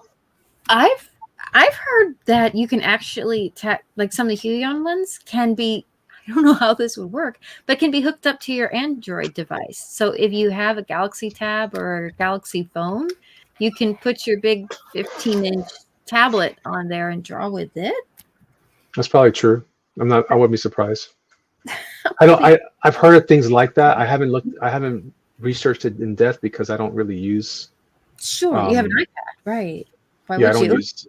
I used to do some stuff on I used to have the Samsung. I still have a Samsung, but I had the Samsung with the pen, the notes.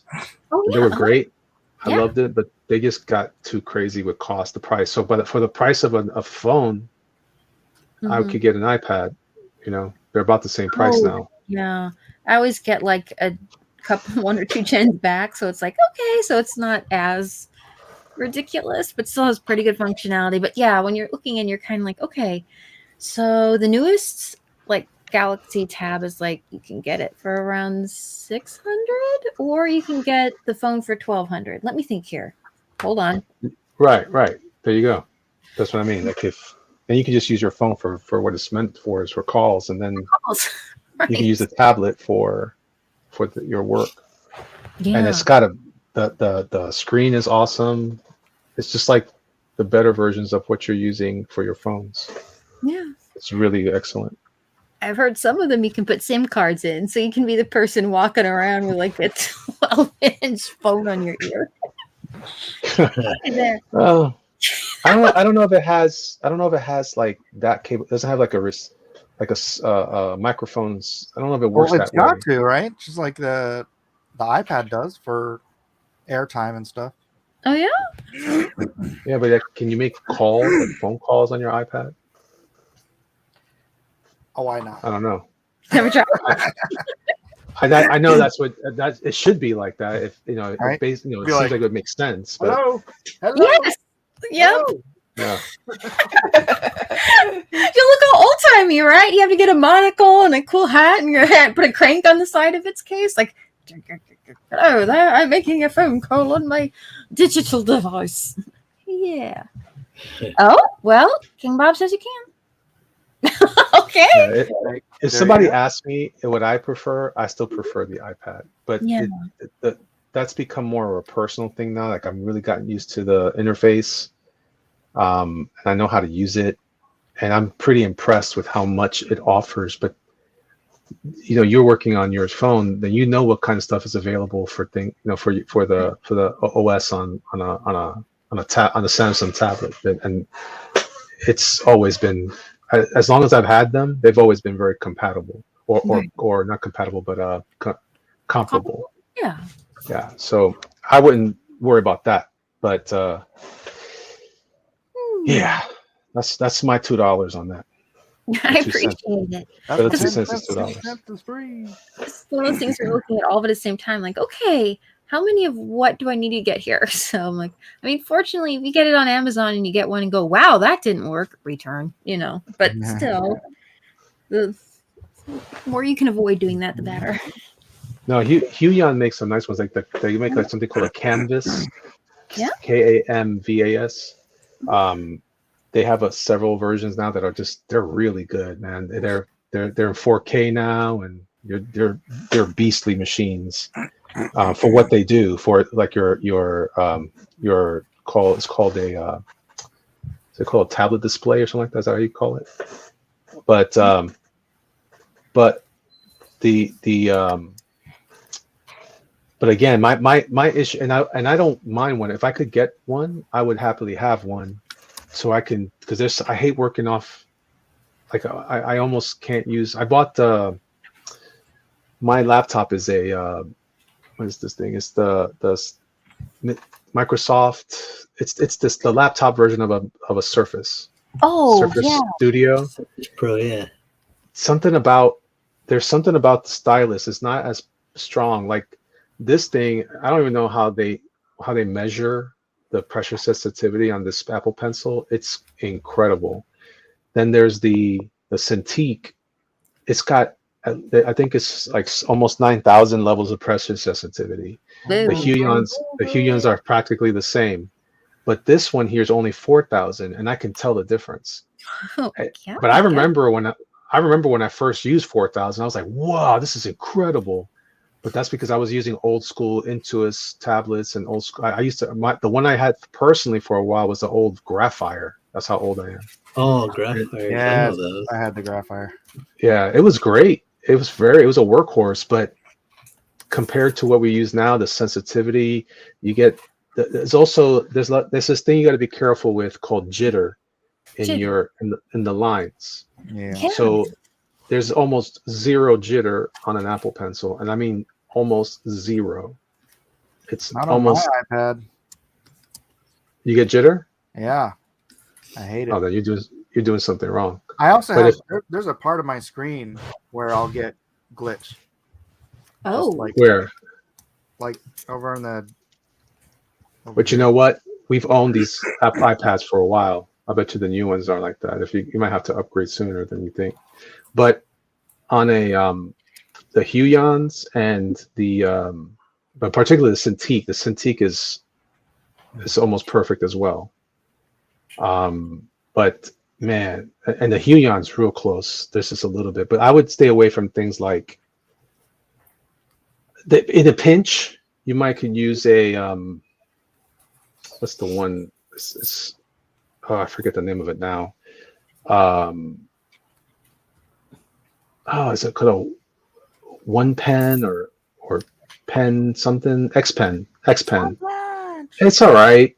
It's cheaper than a lot of these alternatives, but it's I get if you were to take a ruler and drag your tool across the ruler like a pencil, you would see like this little. If you go too slow, and it happens with a lot of tools. If you go too slow, you'll see this little wobble, like a wobble. Oh, like a stairs or something? Not quite a stair. It's just a wobble, and you're going straight. So you got to just be careful for things like that. So definitely check out some reviews online. You know what? I'm gonna do a test here. Test. It might be all that carnivore diet that's ruining your No, my your lives. tablet has been kind of janky like that for a minute. I'm gonna put my handy dandy. There you tablet. go. Oh, you can put those on your. Of course, it would work on a tablet too. Fun. I'm gonna just kind of try to draw a grid. If you go fast, you won't see it. If you go slow, it's when you move slowly across it, and all of a sudden it does some weird stuff. I forgot the dude I watched that does really good reviews. Doesn't look like it's wobbling to me, but I don't have it very large.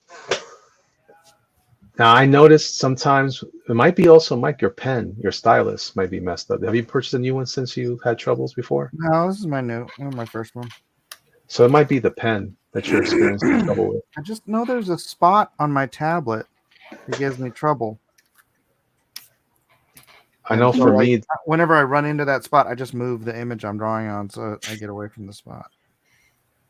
Is it like a little crack or something on the screen, or just kind of? No, there's nothing wrong physically on the screen. It's just just gacks me in that one area. So yeah, I mean everything can go bad. I could see that happening, of course, but I think I would, for me personally, I'm still prepared. I need something portable. I can't afford to just.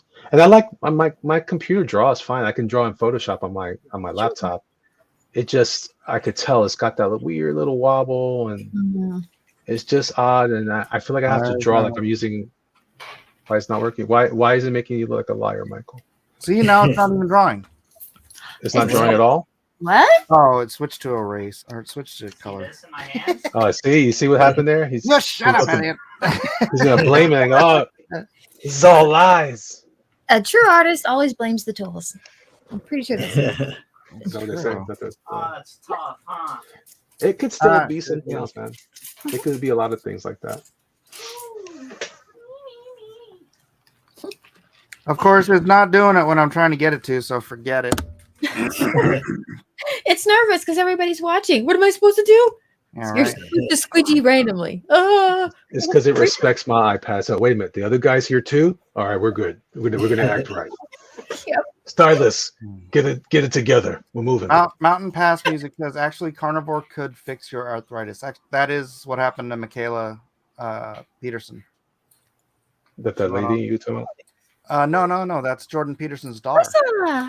Oh, really? Yeah, she had like yeah. debilitating arthritis, and that's why she got on Carnivore Diet, and it cured her. That's amazing. I love it when you hear people and they try like to get some help for one thing, and then it just ends up. It turns out that one thing that you just couldn't take anymore was connected to a lot of other things that have been making their lives kind of bad. Well, yeah, because it's like, if all that other stuff it's actually poisoning you, and like Right. I said, certain people it's fine, certain people they die. Well, I guess certain people get debilitating arthritis. I feel like I've been playing that game with my body for so long. I'm afraid to try anything new. I'm gonna keep eating donuts. And ice cream. Well, I can guarantee you, Elliot, that's not helping. No? You sure? Donuts. I'm pretty Dude, sure. It tastes yummy. What are you talking about? Well, you'd rather have a donut than a half a pound of freshly baked. No, I don't. I've actually given up a lot of stuff like that. I don't need it as much. I had the opposite experience. I had a good time with my going.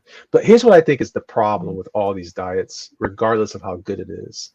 The problem is you got to get off. You got to get off the drugs of the food that you eat now. If you can't go like, oh, I'm gonna lose weight and then I'm gonna get a chance to eat this, because we're so addicted to the food we eat. That's like, it's like type 2 diabetes. You could actually beat type 2 diabetes.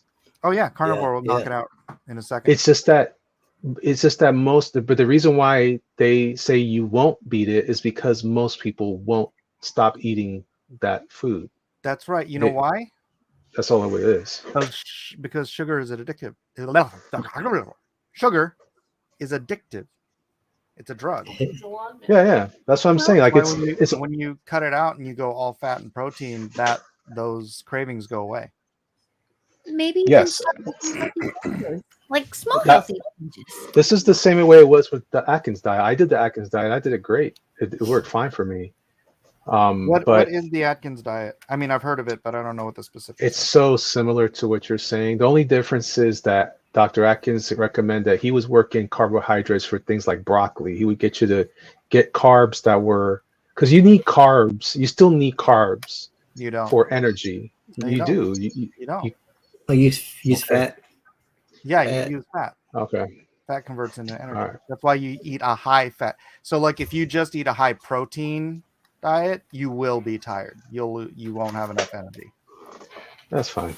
That's why the Eskimos, remember they ate that caribou that was high protein, but they had no fat, so they had to eat whale blubber too because their body needed that but fat. these guys are living in they don't live in my house with air condition, and Jim, don't you have some type of they're- whale blubber they're around? living. They got to go hunt whale. They got to go hunt these seals. That's like the guy that lives in Alaska. He's up there.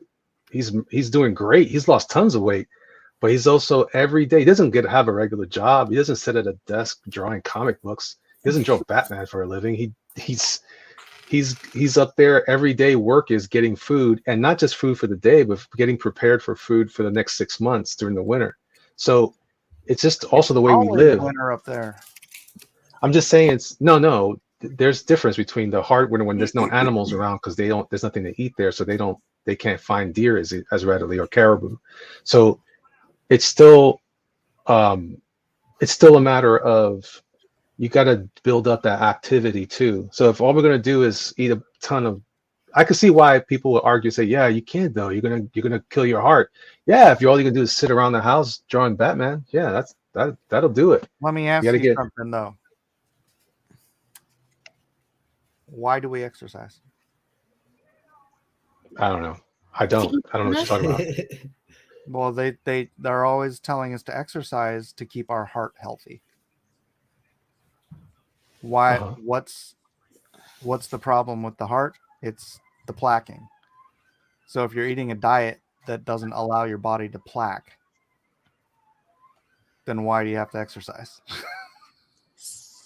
I'm just saying. I don't know. I just don't. You know what? I tell you what it is. YouTube has told me a lot of things that I'm concerned about for myself, and you're much healthier than I am already, Mike. So I'll let you experiment, and then maybe I'll give it a try. Hopefully, I'll make it that far. But Maybe everything else, I'm just like, oh no. I just say try it for a week. yeah. Especially when the girl the girl you sent me, how old is that girl? Was she like 27? I don't know. It's hard to tell She's when not- you're that fat because the wrinkles don't exist because your face is all stretched out. I know. I'm just saying. I hate to go. Well, this fat girl did it. Yeah, but you already a busted machine. Well, Yeah. show that one video. Oh. That one guy, he was in his 50s and he's doing it for 30 years, and he's not like a fitness buff, but he's all. Oh yeah, healthy, but that you know? guy's been doing it since he was a kid. Yes, but I'm saying that he's not like a fitness guy where he's not like, No, actually going out. He doesn't look like, oh, this guy's like a fitness model. No, he doesn't even. He looks like an average guy, but he's healthy. yeah. There's this other. I saw a video of another chick, and she was like 13 years carnivore, but yeah, she was a freaking blimp too, and she lost all that weight, and she had all the skin flab, but it over years it all tightened up. Yeah, I've seen that. Yeah. Yeah. Sure. I've lost like 80 pounds and I've noticed I have a problem with that. It's Yeah, good news. go carnivore. You know what? You get collagen too in that. Yeah. Because they believe eating Love nose to collagen. tail, meaning you eat the cartilage. You know, you eat everything. Yeah, Not people- just the meat, but you eat like also like the liver. But you don't have to have tons of liver, just a certain amount a day, just a little bit. every How old are week you, at least. Melissa? Was Huh? it? How old are you? Me? Yeah. Okay. Is it top secret, That's, right? you're supposed to ask Top that, secret? Mike. Oh, sorry. Don't ask a lady. I mean, you guys both sound so freaking young. Oh, thank you. appreciate that. Yeah, see, But we that's do have like some me. skills, so that's good. Yeah, but she was in her 20s, 20. Oh no, like she's 40. Excuse So me. maybe she was like in her 30s when she went carnivore.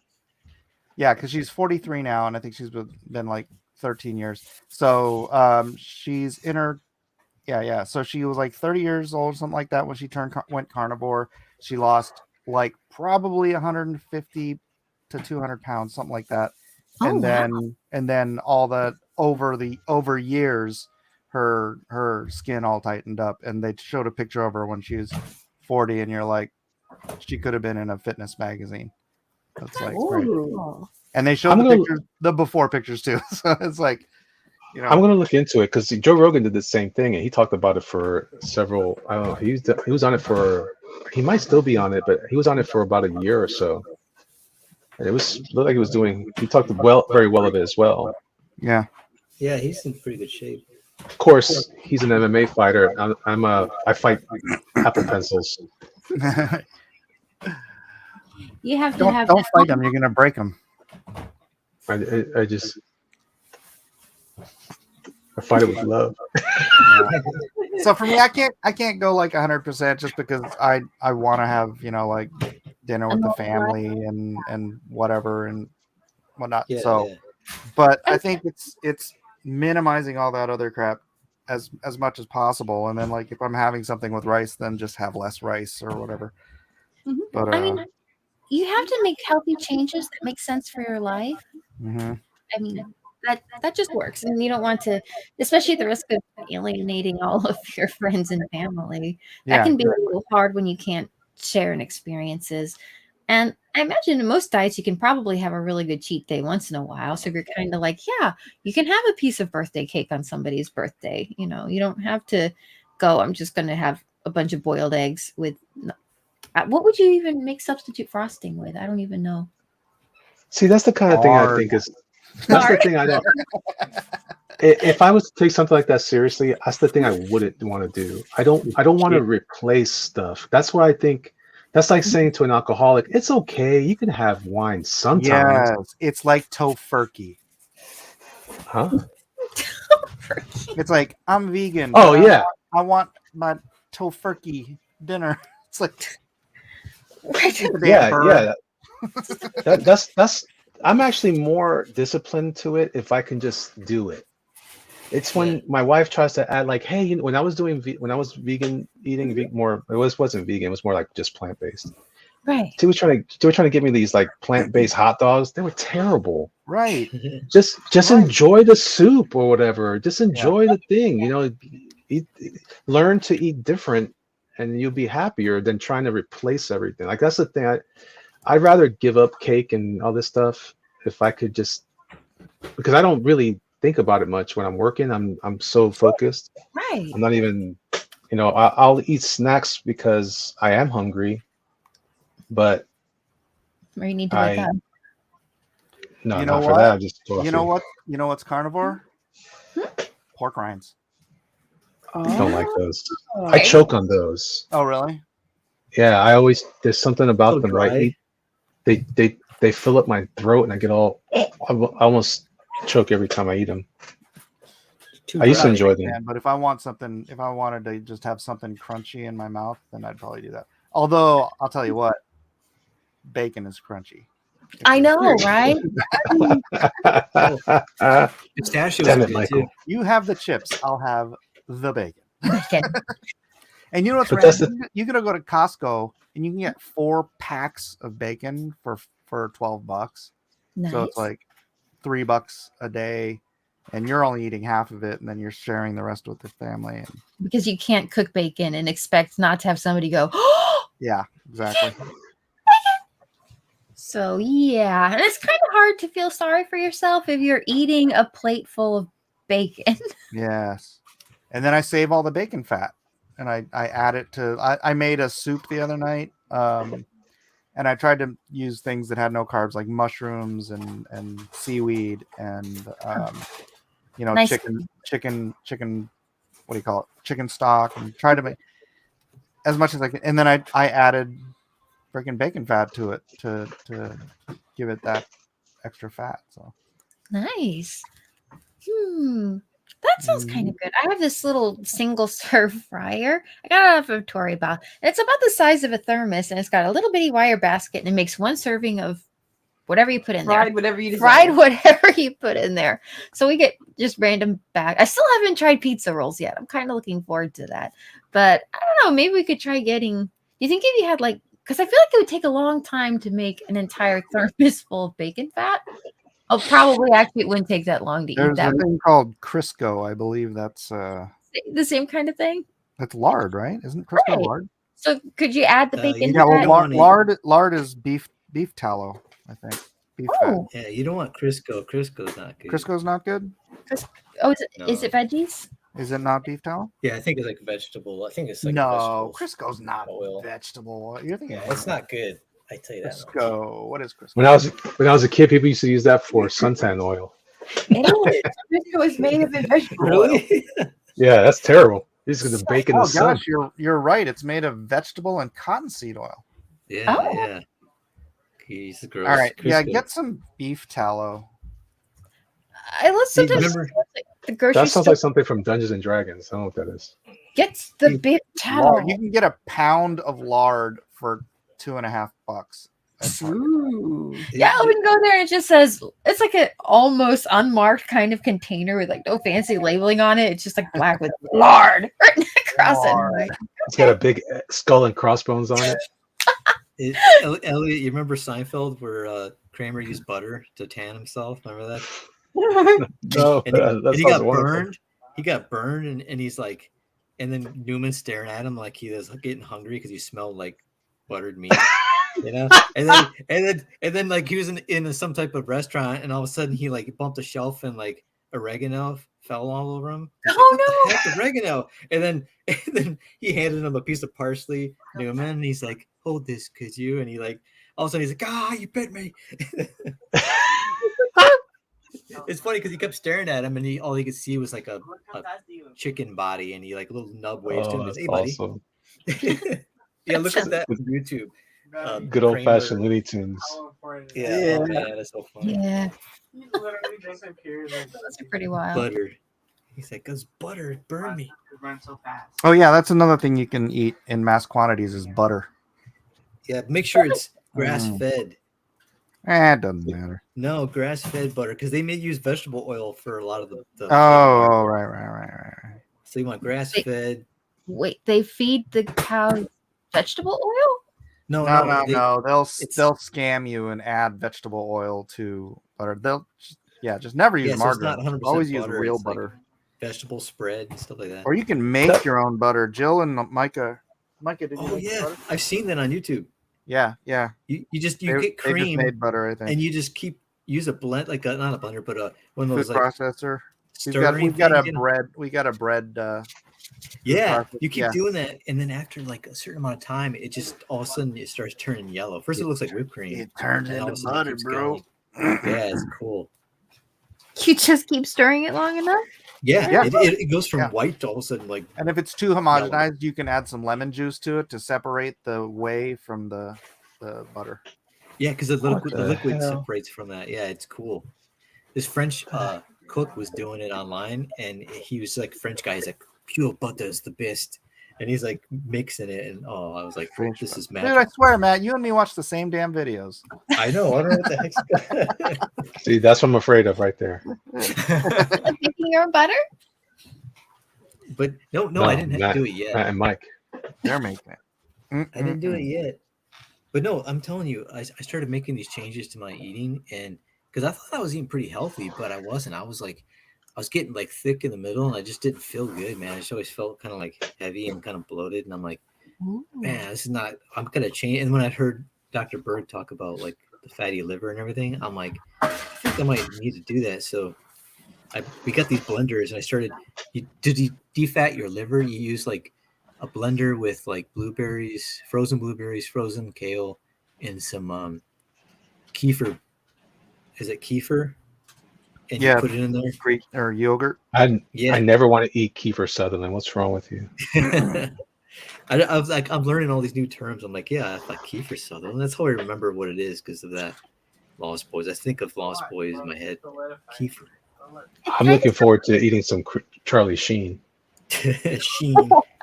Tiger milk. It's a tiger And that's blood. the show for tonight, ladies and gentlemen. yeah, okay. Look what you guys have done. We'll have to private this one. Yeah. See, we're all so innocent. We didn't mean anything by that. You messed me up. I'd rather eat Randy. Oh, that's cool. I want to try. I want to try it. I know I'm supposed to be. I'm working on intermittent fasting stuff. That's what I'm working on next. But See, that's the thing about all the different diets and stuff is that you can't enjoy them, right? It's like, oh, I'm fasting, so it's like that means you're hungry half the day, and then you're complaining and you're bitching. And you're look, man, I'm 50 years old, diabetic, and heart disease. I had my fun. Okay, it's okay if I stop having fun. It's okay. No, this diet is fun. The last 40 years were a party. It's a life change. It's not even a diet. I can eat. I had my cake and I ate it too. Elliot, literally, you can eat as much as you want. The thing is, you get so satiated, you don't want to eat as much as you think you would. No, yeah.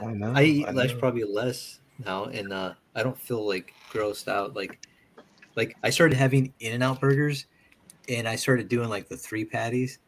But this is the thing: if you get a 3x3 In-N-Out burger, it costs tons of money. It's like $7 for one burger, right? Yeah. But if you just get like a double, you can add a meat patty for $1. That's the secret menu thing. Gross. Just say I want an extra meat patty. So you say I want 2 meat patties. You $2 more. You get like a 3x3, but it's not the price of 3x3. It's like just 2 extra patties. Man, it's so good. Can you order a cup of water and 3 patties?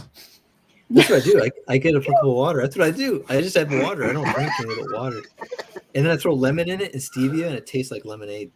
There you go. Same with adding apple Stevia. Oh yeah, I love stevia, man. Oh, apple Yeah, cider. I even stopped putting honey in my tea. It's just like I don't know. I just get rid of all the sweet stuff. That sounds really nice, King Bob. The only other thing is for me with this, and I'm not trying to make excuses. I don't like meat as much as I used to. I don't enjoy it. I definitely don't like burgers from McDonald's at all. No, I don't like any of that. I don't eat McDonald's. I haven't had a burger from McDonald's, and I honestly couldn't even tell you the last time.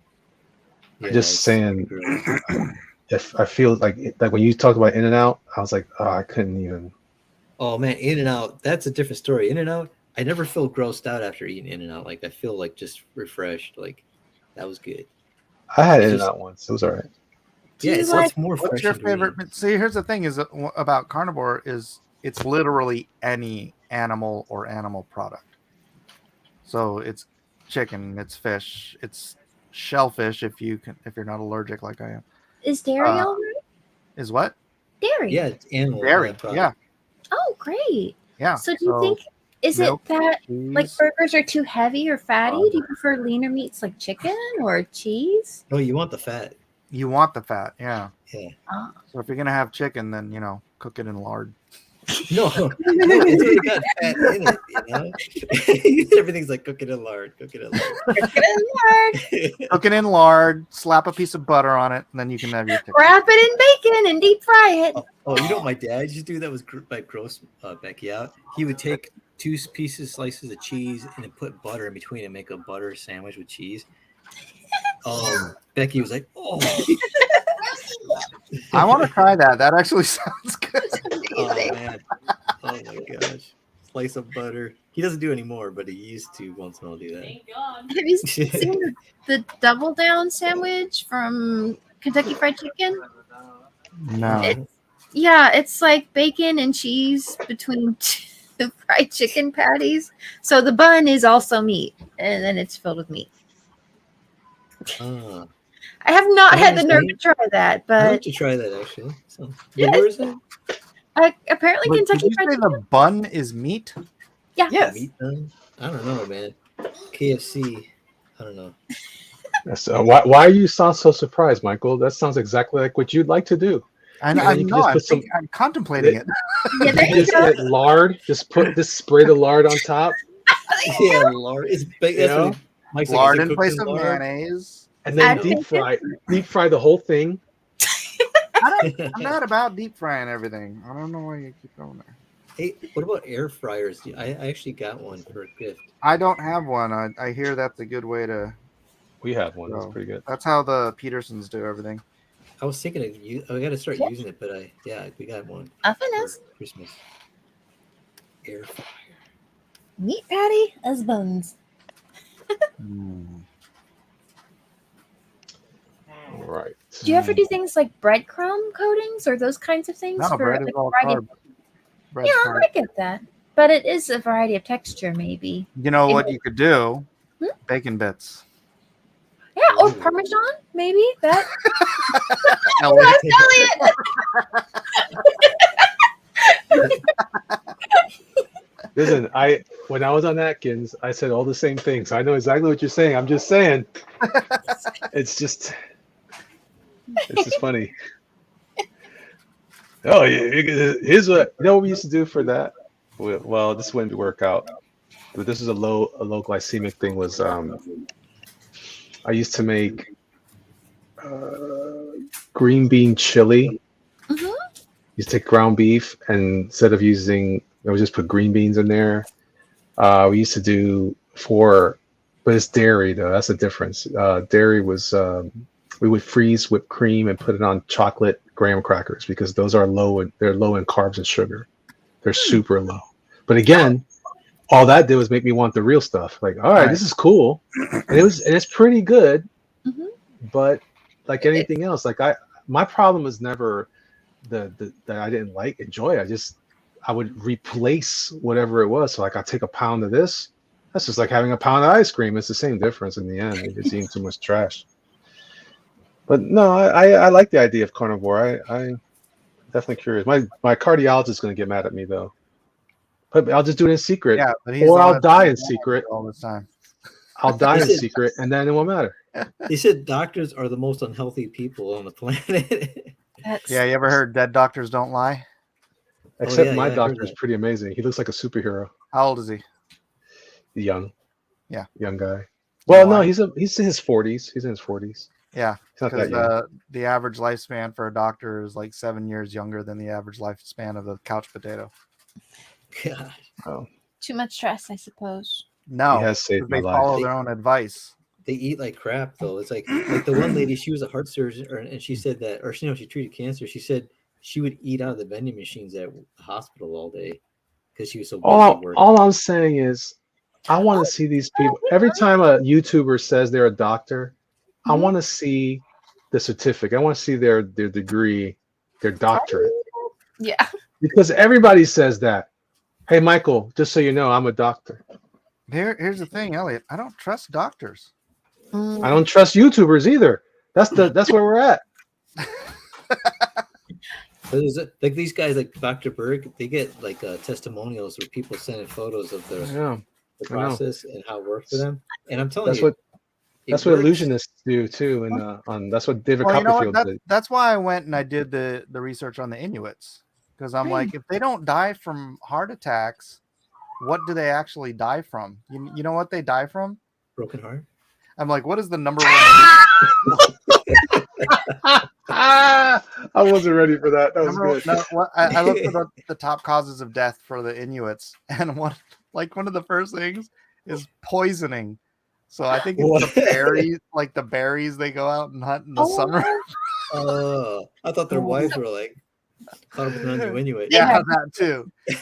And then another one is pulmonary illness. So like pneumonia, because they live in the freaking Arctic. Right? Yeah. do So it. it's like Hang you in got there. to die at something because they have the same average lifespan as we do, but heart attacks isn't what's killing them. Whereas heart We attacks lost kill Elliot again. the majority of us. Huh? We lost Elliot again. Huh? Oh no. There he is. Alpha Proto said, if a broken heart could kill you, I'd be dead by now. Oh, Hang we in love there, you, Alpha. Alpha Proto. Good things will happen if you keep on keeping on. I think I'm living in a simulation. That broken heart did kill me. I'm just still reeling from it in the subconscious mind with all the DMT that's being pushed through my body.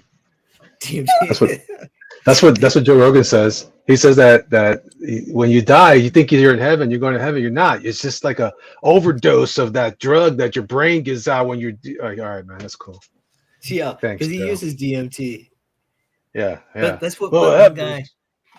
He's that Michael Knowles interviewed a guy who used drugs and every type of drug and to try to get that feeling of nirvana, right? That to get to that place they talk about whether he used DMT and everything, and he became a Christian, but he was a young guy and he said that he said you feel like you're in another dimension that opens up to you, and then you learn things and you become more aware of certain things, but then when it's over you don't remember what you learned, so you're trying to go back to try to get more information, and just but you never learn anything. It's like this deception of you're never really getting out of it what you think you're getting out of it.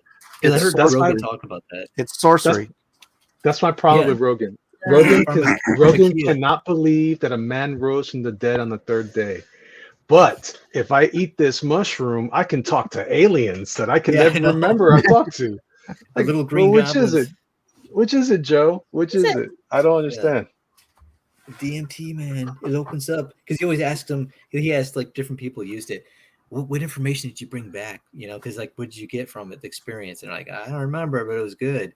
And it's like, and I'm like, how good was it, man? You're not.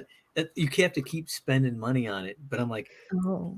And then there's a lot of people they go to therapists, which hey, I mean, if you got to go through a therapist, but I think like what is it that one I listened to an actor, Michael Rosenbaum. He played Lex Luthor on Smallville. Yeah, and he interviews all these actors that you want to hear talk for an hour and a half just about their life or acting or whatever. Right? It's just really informative and fun to listen to this podcast. But yeah, he's good. He had the guy played what's his name, John Herder? Is it Herder? The guy who played Napoleon Dynamite? Oh, okay. Doug knows that guy. Yeah, he had him on the show. He's a Christian. And but he had him on the show and he was like, because Michael Rosenbaum always talks about therapists and how therapy really helps. And he always encourages everybody to go therapy. And then the Napoleon Dynamite guy is like, he never goes to therapy.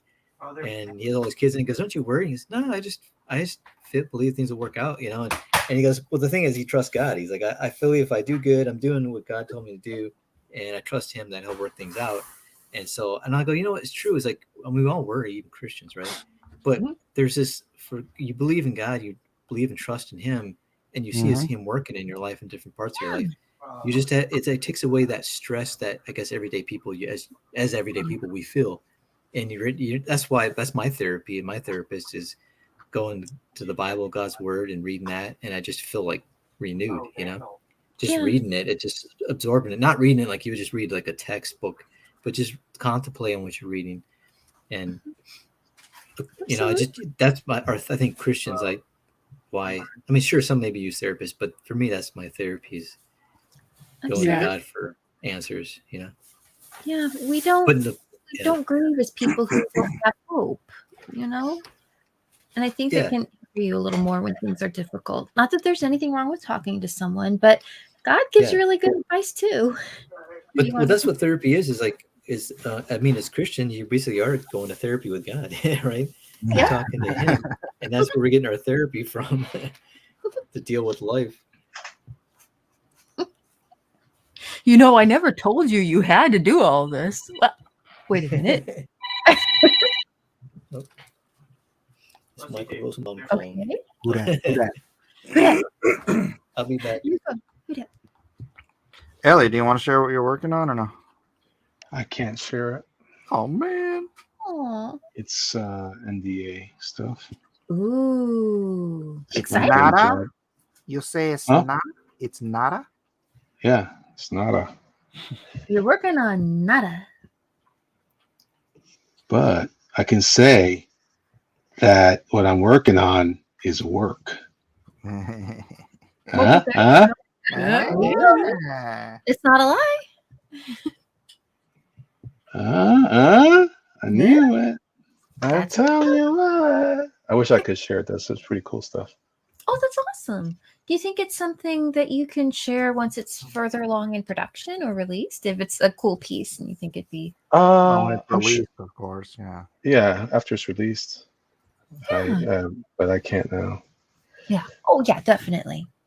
That's got to be hard too. I mean, again, not knowing anything, but a lot of times, especially if you're in like the development thing, you don't even really know what the finished treatment's going to be. So I can see that kind of like, here's a couple of things we're going for.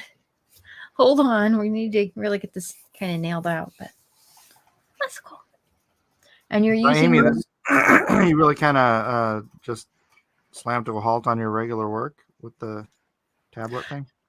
Yeah. Well, I mean, it is a little bit of a challenge. I can still do drawing and stuff like that on my phone.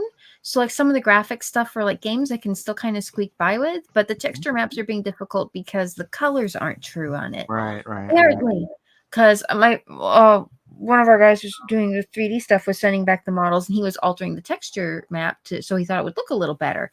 And it looked like strawberry jelly. It was so red. I'm like, what do you think you're doing? And I tried to warm it back up a little so it was supposed to look more like earth and not like strawberry jelly. And I posted and he's like, that's kind of green. And I'm like, what are you talking about? It's kind of a coffee color maybe.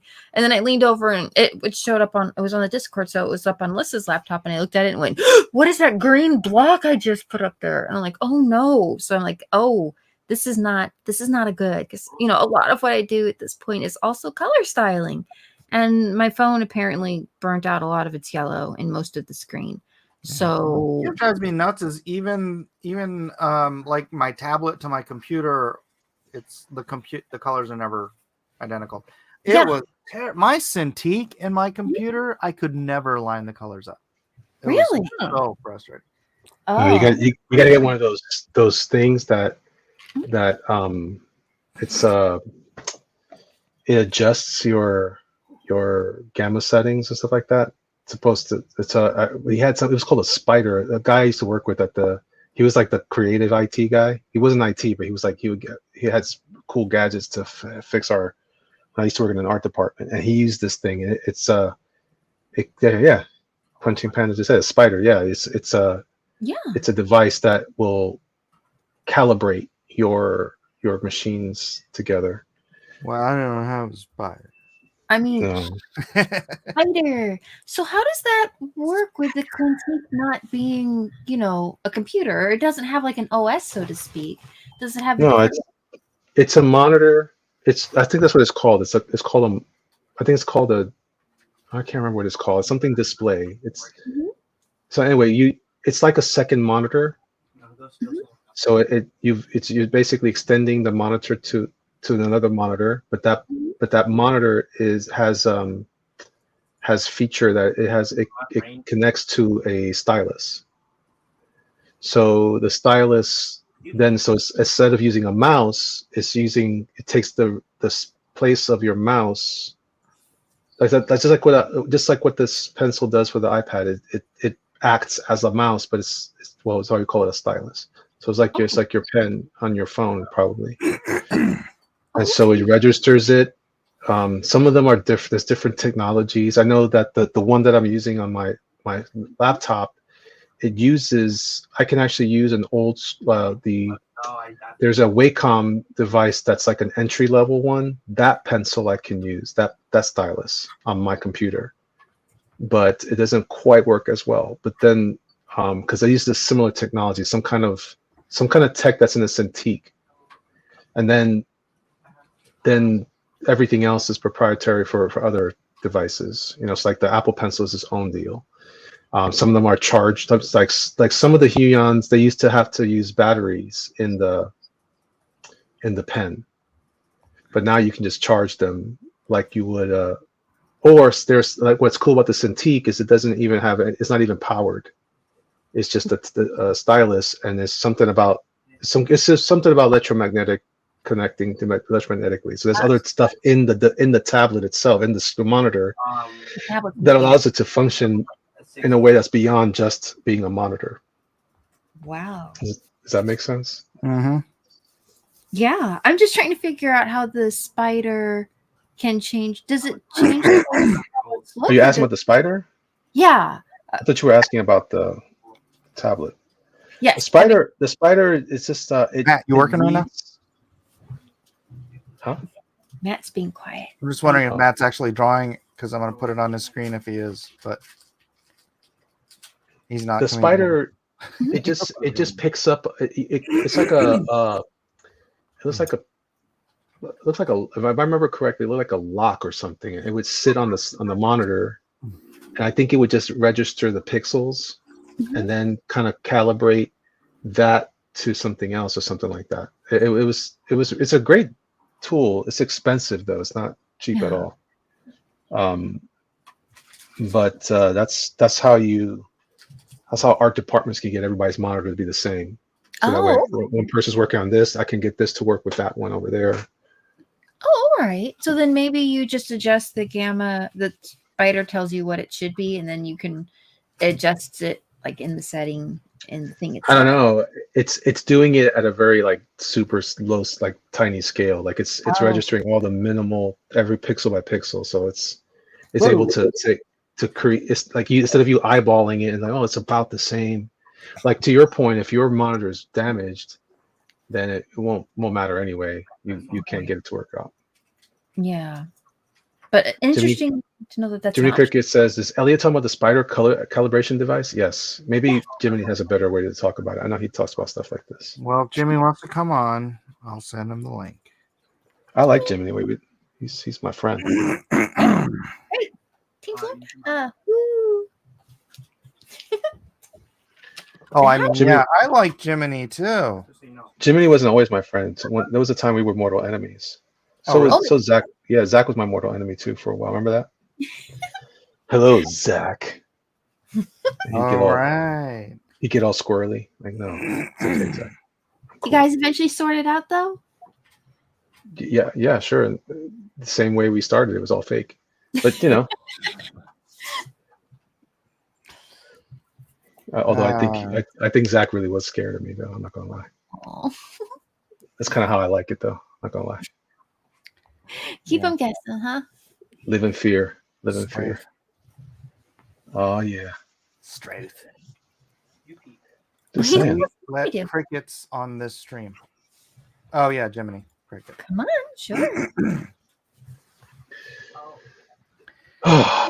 Do. So many hours you work in a day right now, Elliot? About 8 to 9 hours. So not all. Okay. No, it's kind of cool, but like right now, I'm in a personal crunch time because I want to meet a specific deadline that I impose on myself, Of course. so I can move on to the next thing because I know it's coming. And so I'm trying to get ready for that because I don't trust. I'm waiting for someone to say, "Oh, this," because I can't talk about it, but it's just Waiting for interesting. the other shoe to drop. Well, it's because I'll tell you later, but it's just weird stuff that I'm like, oh, okay, I gotta be thoughtful about that. Okay, cool. Check. Next. Check, baby one, 2. That's not what I said at all, Michael. Why would you say Well, you know, I gotta interpret for everyone. There you go. that? Wait, that's supposed to be that you interpreting my jive? Skibidi bop bop boop boop doo. That's nice, Michael. Where'd you learn That that? is. Yeah. Hi, Jiminy. Is he here? Is he here? He says he's lurking right now because I don't know. He's being mysterious. Maybe he's trying to help.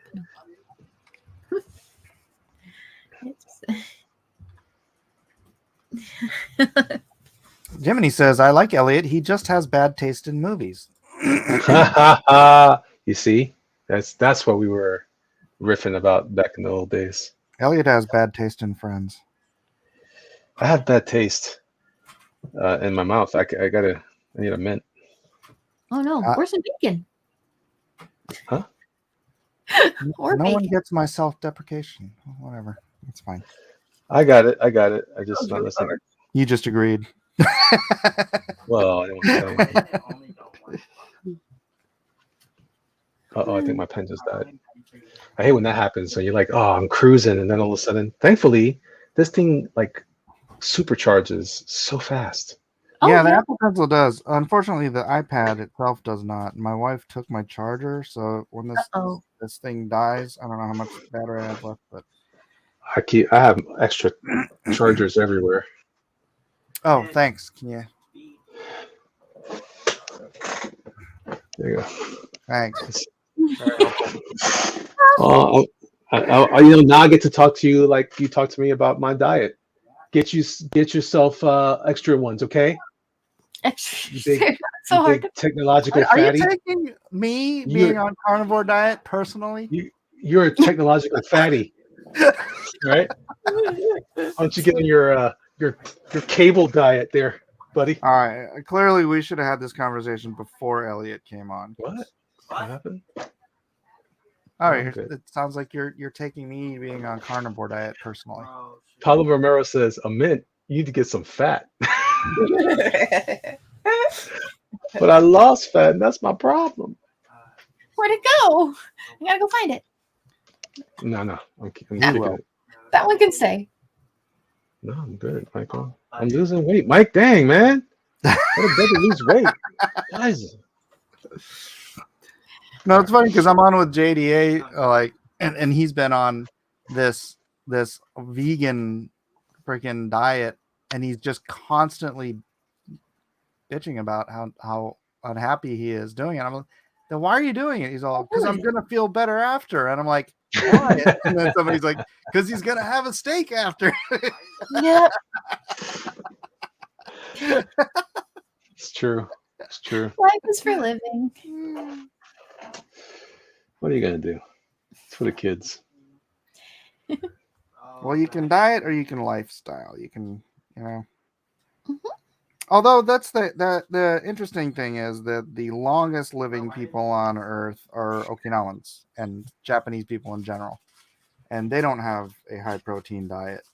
But what they do have, and I think this is the key, is they have they eat a lot of fish and a lot of seaweed, and seaweed has like all the minerals that your body needs, and it's like the only regular food substance that does, because we've farmed all the minerals out of all the farmland essentially on the planet. Any place that people are farming, and they've been farming there for more than 50 years, they've completely depleted the minerals out of the soil. And the USDA only forces farmers to replenish 14 different minerals, but your body needs like 77 or more different minerals. So it's like, no matter how you cut it, unless you're eating a lot of seafood, Right. you need to be supplementing those minerals. And I think seaweed is the best. And also I think that's why the Inuit, are also healthy from that all meat, because a lot of their meat comes from the ocean. Those creatures are eating seaweed or eating things that eat the seaweed or whatever it is. Man does not plow the sea with an ox. I remember reading that passage. It was so funny because it was talking about, is the Lord's arm shortened that he can't rescue? And I remember reading it said, does a horse tread upon the stone? And I was kind of like, I don't know. Maybe if it had to get somewhere, I guess it could. Because, growing up in a city, I'm not sure. But I'm pretty sure God wouldn't fail people. And then it went on to say, does a man plow the sea with an ox? I'm like, no. Okay, so the Lord's arm is not shortened, and apparently horses don't walk on stone. Like, nope. Talk to somebody who knew about horses later. Like, no, never take a horse to walk on stone. Yeah, because they have hooves. Right. Although goats have hooves, and they climb mountains. Do they have the little split hoofs though? Because Yeah, they're they have like split hooves. so they're kind of like toes, but like really really strong toes. Right. Those things are crazy, man. Goats. Holy crap. Watching them like climb, like there's this one, and it was like it's like literally a dam. It's like a sheer Yeah, wall. yep, There's like yep. no, I've and it's seen just that. like, isn't that wild? I mean, I feel so nervous for those things. I'm like, don't do it, don't do it, and they're all just Yeah, it standing. feels there. completely impossible because they're standing on like just tiny little imperfections in the cement. And you're like, what? No, I'm like, don't do it. But I guess they're okay. I mean, they go up there, they leave, and they come back. So all right. And have you ever seen the ones where they're all like standing up in trees? Like it's a farm, and then they're like, okay, we're just gonna all climb up on a tree. I don't know if it keeps them safe from predators or they just like the view. But you're like, it's a tree full of goats. Like, yep, it sure is. I've never seen that. There's a tree here, a couple houses down, that houses a family of raccoons. Really? Yeah. Oh wow. Oh, dude. I've been watching you ink this, and I'm kind of like, oh, when did you paint bucket that all in? That looks cool. Pay more attention. I was thinking about goats climbing trees, and then this guy looks surprised. Maybe As about one does. As one does. This looks great though. But now that explains. I was thinking maybe you're doing like a beard or goatee or something with the strong hatching that was Oh, across the mouth. But now I'm like, oh, okay, so it's a drop shadow on the front. yeah. Decide what kind of like inking approach you're going to do or how you want to treat lighting in a scene. Is it Well, I know that the light is all behind them now. So see, they're entering this big dark cave. oh okay. And then it just becomes completely black. But I can't draw completely black because then there's nothing to draw. Save yourself Like, a lot of paint trouble. bucket, paint bucket, paint bucket. It's just the glowing eyes. They're kind of looking at each other in word bubbles. Yeah. His shirt, the little logo on his shirt might glow a bit. I don't know. It's got a little sun symbol, so it might. So no, I just pick the direction of the light, and I understand how these folds are. So I feather out towards the light where Oh, interesting. where it would blend, and then where it's a drop shadow, I would just do a solid drop color. That's cool. I would do solid. Oh, neat. And I get very quiet because this is just sort of mesmerizing. I love watching ink work. It's not something I have a lot of gifting with, but it's really cool. Yeah, I like inking. Yeah.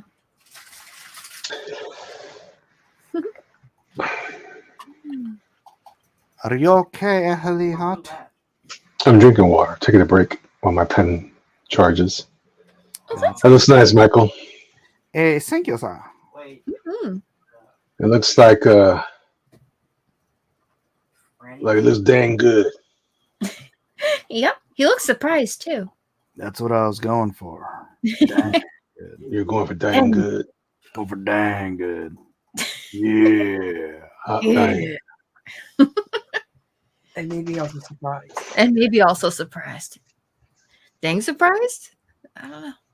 Dang surprise. Right. Yeah. That guy, he's just mad because he's got a lot of hatching on his face.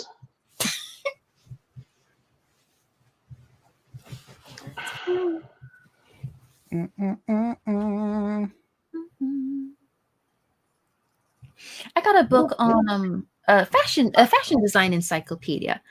I love that book. It's like you open it up and it's like it does have like a section on men's clothes too, but it is admittedly much smaller than the ladies' clothes section.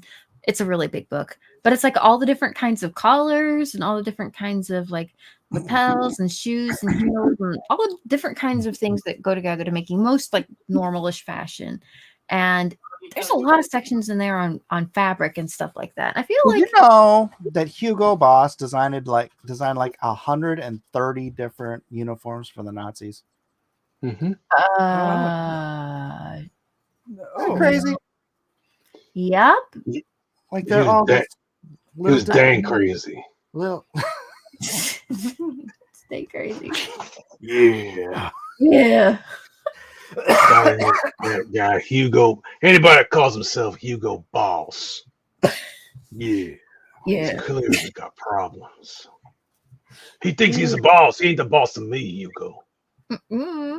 I know, and really, wasn't Hitler the boss? No, No, he apparently wasn't the Hugo boss was. either. Yeah, but he was Hitler lives in Hugo's South boss. America. He was Hugo's boss. He told him what to do. Yeah. And now we got other problems, like, Joe Biden. Hey, here's what I'm talking about. Did you hear about the Pinkertons were sent by Hasbro to Yeah. this guy's Sorry, house? what? Did you Yeah. How crazy is that? That a We toy live in company, clown world, dude. The I'm not Pinkertons- surprised by anything anymore. I just heard Pinkertons and kind of blanked out. What were they doing? What? Okay, Elliot, explain. So Magic the Gathering is owned by Hasbro. Speaking of Hugo Boss and his affiliations, and this guy purchased he pre-ordered some kind of thing or something. He ordered some kind of pack of cards for Magic the Gathering. Okay. Instead, got some kind of like future project that was mistakenly sent to him, Oh, cool. which happens a lot. You'd be surprised. Things like that can happen. Hey, Marvel sent me Frank Miller's original art. Woo! Which you still It have. happens. No, I sent It happens. You were cool. Go ahead. So Hasbro sends this guy the thing, or he orders it from the store. He mistakenly gets this other thing that's not supposed to come out yet. It's ahead of the street date. He wasn't supposed to have it. He opens it up and then he shows it on YouTube because he's a YouTuber. Hasbro sent Pinkertons to his home. Not only to his home, but they were harassing his neighbors too. Do you know this person? Do you know he's a thief? He stole these cards or something? And they were talking, and they were trying. He ended up if I were him, I wouldn't have given him up. I was like, nah, BS. No. I'm taking these with me. You're gonna have to pay me back. They're considering giving him all his money back. Oh, how nice of them. How nice, wonderful, Hasbro. Yeah, this is a crazy, crazy time. I know. Oh, well. And the biggest news from that whole thing is that the Pinkertons are still a thing. I know. Wait, I know. what? I haven't heard about the I'm Pinkertons since disappointed 1820. that they're using intimidation and thuggery. Yeah, against people buying playing cards. I'm like, seriously, Oh, Hasbro? Buggery. I thought you said buggery. I'm like, what? Wait.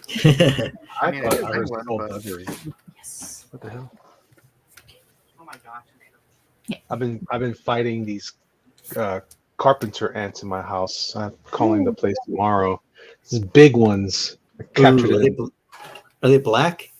Yeah. Oh man, we had Got those. one. My grandparents had Let's see. those. Let's see it. I didn't see it. Let's see it. Oh. I captured it in tape. Oh, that is. Ah, It's huge. And I have my salt gun for flies. Doesn't kill them, but it hurts. I can tell. They're like, it hurts them. It hurts their feelings. Is it like a shotgun? I Is it don't like think a they spray, like bro? us in here. this guy's. I put the salt in here. It's Is for the it rock flies. salt? Is it? Huh? No, it's just Is it salt. like table salt? Ooh. Maybe your salt is too light. Get some Himalayan salt.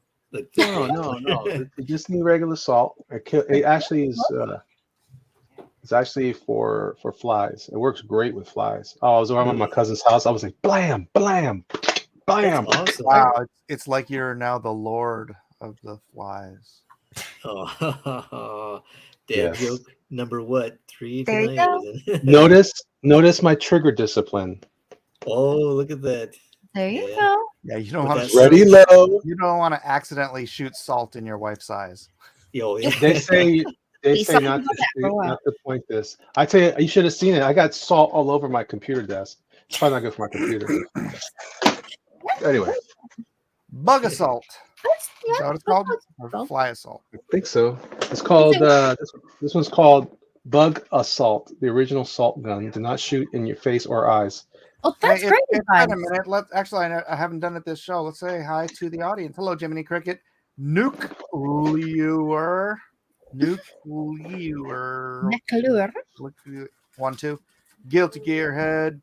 Yemeni Cricket. Fuzzy Creature. Alpha Proto. Brandon the Zealots. The Pinkertons haven't changed. Wow.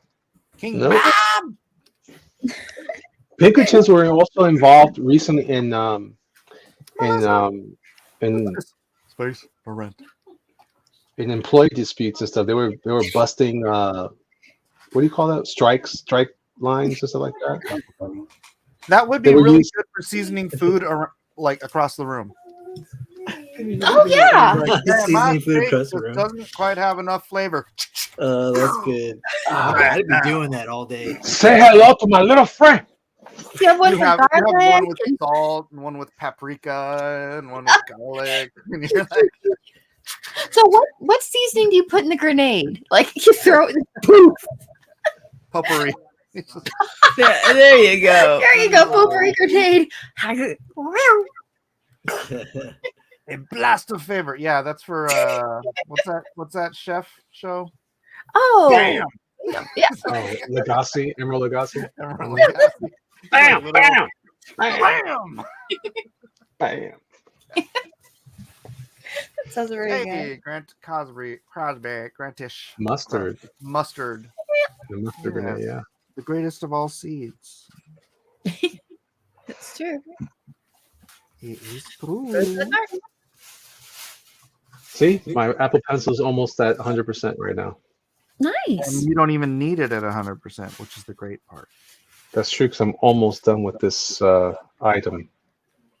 It's funny, but the little pen on the stylus and like my note, it does run out of battery like eventually, but you just put it back in the phone and then wait like 10 seconds and it's recharged.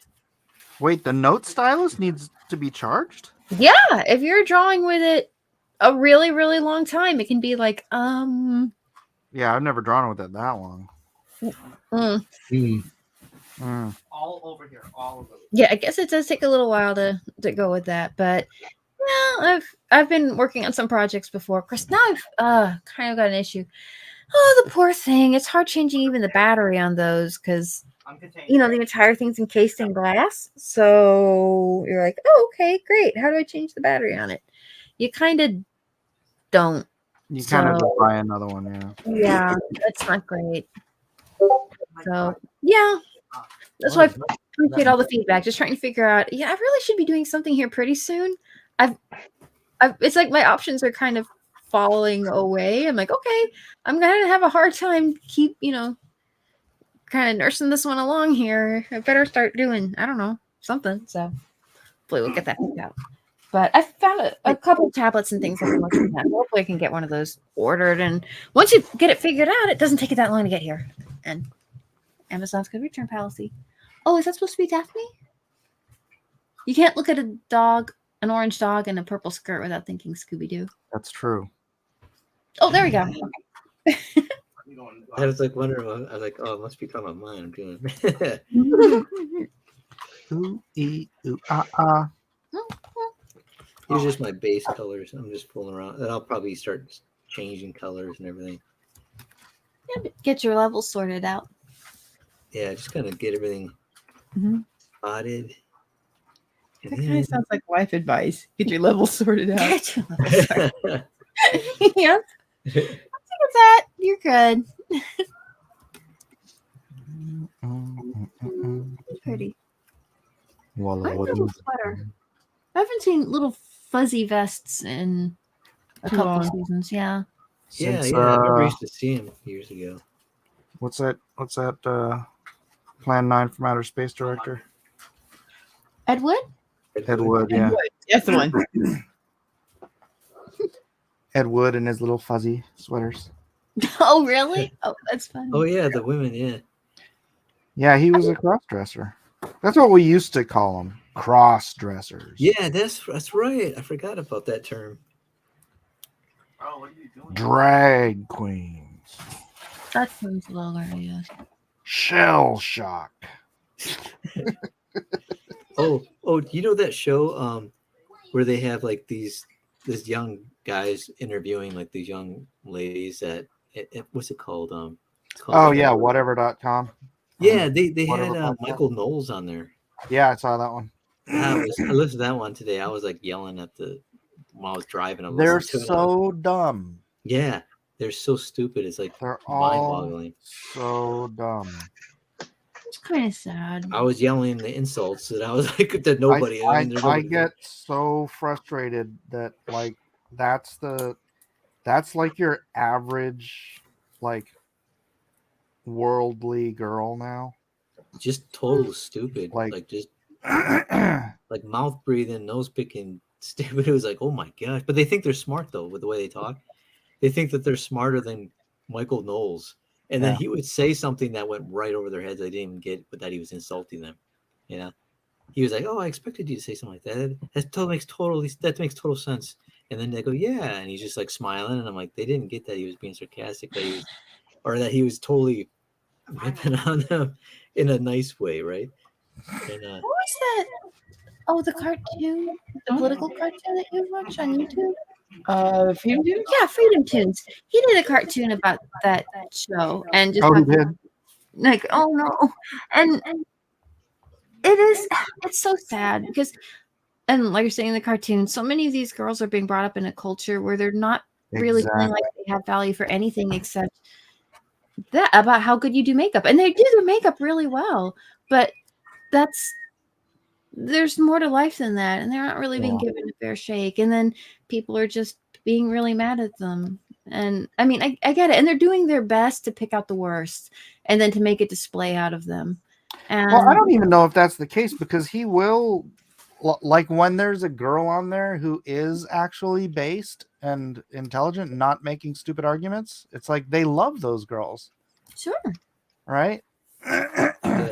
But it's like most of the girls that are applying to this, they probably just want to be on it to get more followers on Instagram. Yeah. That's what they even said. They asked the women, like, if you'd rather would you rather give up your Instagram account or have true love, like have like a boyfriend or a husband or whatever? And they were like, they'd rather have their Instagram accounts. And I was like, and the guy, he goes, that is, that's what the main problem of society is today. Is like, guilty. Yeah, it's like they rather because they like having their ego stroked or whatever by unknown people online. Dude, I don't know what you're talking about. I'm all about makeup right now. Yeah. That eyeliner is fly. Elliot, have you been drinking Bud Light again? Oh. Or did you know, Elliot, that Modelo is owned by Anheuser-Busch? I heard that. not by Anheuser-Busch, but by the bigger company. No, Anheuser-Busch is not even. That's the other company is the parent company now. They got bought out. I didn't know that. What Yeah. again? Oh my goodness. No, that's the like a lot of the beers are owned by that company. A lot of drinks are owned by that same company. I forgot the name of Invid or something like that. I just think I guess got salt in my eye. Good job, Elliot. Invid? Something like from Robotech, the Invid Wars? Maybe. I don't know. It's Mbed or N something. Oh, MVed. I don't know, Michael. I don't know the ins and outs of who owns what either. something. That's why I'm relying on your expertise. Elliot, did you hear in your mom's voice say, "You'll salt your eye out" when you had that, John? Yeah. Yeah. You'll salt your eye out. Yeah. That's why I do it, because I'm such a rebel. I don't care, Mom. You're the boss of me. I don't care what to say. You can't sing songs. Oh. You ever got like, cayenne pepper or something on your fingers and then rub your eyes? No. Oh. Or rub I don't anything eat else cayenne that pepper. might be really sensitive to heat. I've never done that exactly, but Actually, I did get those banana peppers sauce before, like the juice of that in my eye. You know what you have to be careful of? Some things can be like stevia in a powder is like really fine, and there's some like cayenne peppers that are kind of that way too. And if you're making like a sauce and it's got a lot of steam coming off of it, and you're like, hey, that needs to be a little sweeter or a little hotter, you'll be really careful about shaking that on like too high up, because the steam will pick that back up and throw it right towards, whichever direction it's going. And if the air conditioning kicks on and that's your face, you have a bad time. Or it just tastes really sweet. My first steam burn not too long ago. Oh no. I did not realize I was cooking potatoes in the oven, and I didn't realize it was creating a giant cloud of steam in there. I opened the oven up and I went to reach my hand in there, and it was just like, it was like, ah. Oh man, I got burned by steam. Yeah, that. Put the rice Oh, it's cooker. awful. Yeah. Did I ever tell you my army story about the guy that got burned by steam? No. Sounds great. I want to hear. His name was Private Snow, and I know this because he was very, very fair skinned. He was very white, and So he you looked made like fun Snow. of him relentlessly? No, he wasn't even in my platoon. But I just remember saying, "Oh, he's like Snow White." That the drill sergeants called him that. What's up, Snow White? It was Private Snow. So Private Snow, he was fairer than the driven snow. So Private Snow, one night during the barracks, we had old World War II. No, they were not. They were not Vietnam War barracks. World War II barracks, much older. Anyway, and we had this. They were still using like boiler water system, right? Would boil the water, and it was a boiler, and then it would shoot hot water to the thing. But for some reason or another, it was malfunctioning, and we were getting jets of like super hot vapor coming right out of this faucets. It was super hot. And they said, I remember this drill sergeant was from I think he's from the Philippines. I can't remember his name, but he would say, "Oh, private, whatever you do, private, don't you did private." And guy's like, "What did he say?" I wasn't sure what he said. Apparently Private Snow didn't know what he said either.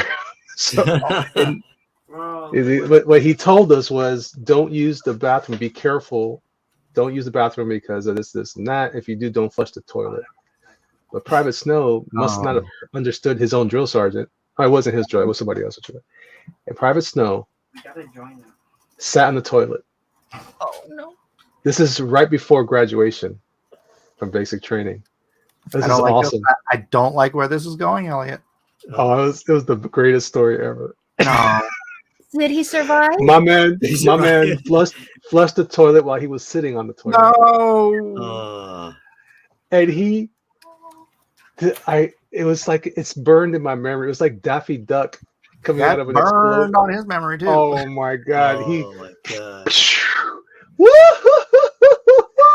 He's screaming down the hall. He ends up graduating in his PT uniform, his sweats, because he was all bandaged up. He had like 2nd and 3rd degree burns all over his backside, everything. It was awesome. Oh my gosh. It was the best story ever. Pour one out for Private Snow. Only guys they find that stuff humorous, I think. It's just because he told them don't do it. He told them don't do it, and he did it. Got melted. Private Snow is stupid, dummy. Oh.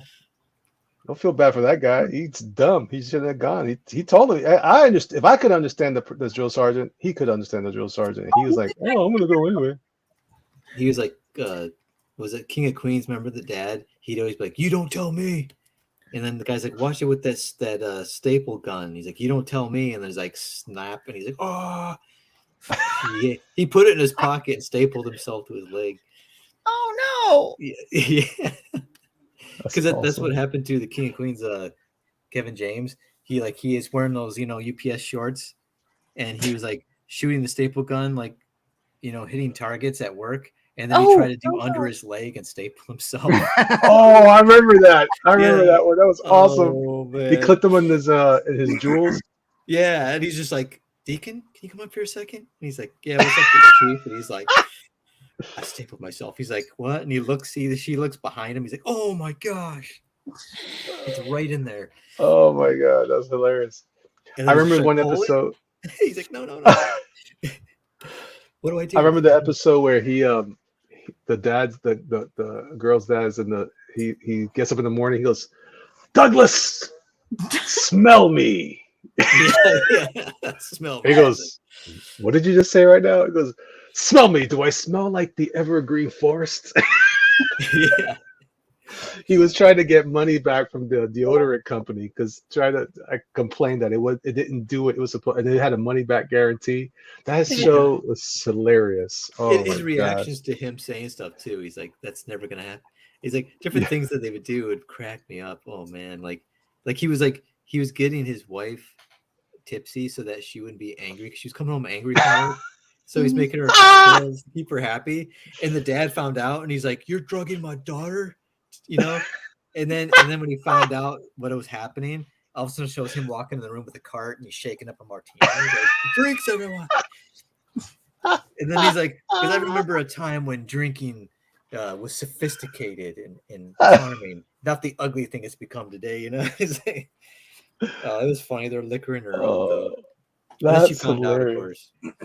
I never watched that. Yeah. Oh, that show. You is never hilarious. watched it? That's Dude, my it favorite was- show, man. It's one of the best shows, best Is it? sitcom comedies. Yeah, it was really funny. That dynamic with the chemistry with all the actors. And it had you mentioned Lou Ferrigno. He was their neighbor in the show. Yeah, Oh, really? but he plays Yeah. me. He plays He's he plays himself, Lou Ferrigno. Oh, their And then neighbors also- literally for yeah. The only thing was it had that one guy who remember his one friend. He's that comedian that's not that funny because I don't like him. Patton Oswalt. Patton Patton Oswalt. Yeah, Oswalt. he was on it.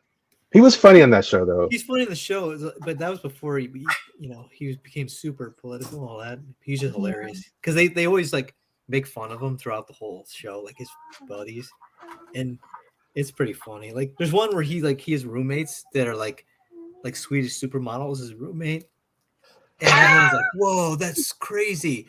And then it's like she has all these hot like supermodels like having a slumber party, but they're all like, "Oh, he's just like one of the girls," and he's like, "No, I'm a man. I'm dangerous." And they're like, "Oh, Spence." He's just so Yeah, sweet. Spence. That was his name. He's like, "This is so belittling." He's like, "These women are so not threatened by me that they're like." Everybody knew that he was a little soft. Yeah, yeah. He's like one of the girls. He's no, I'm dangerous. And they're like, "Oh, Spence." That's so funny. At the There was some beginning, great ones. I know that show it made me laugh so hard. Like one where she's trying to look good in front of the neighbors, but they're always arguing with near the window when the window's open, so the neighbors think they're crazy.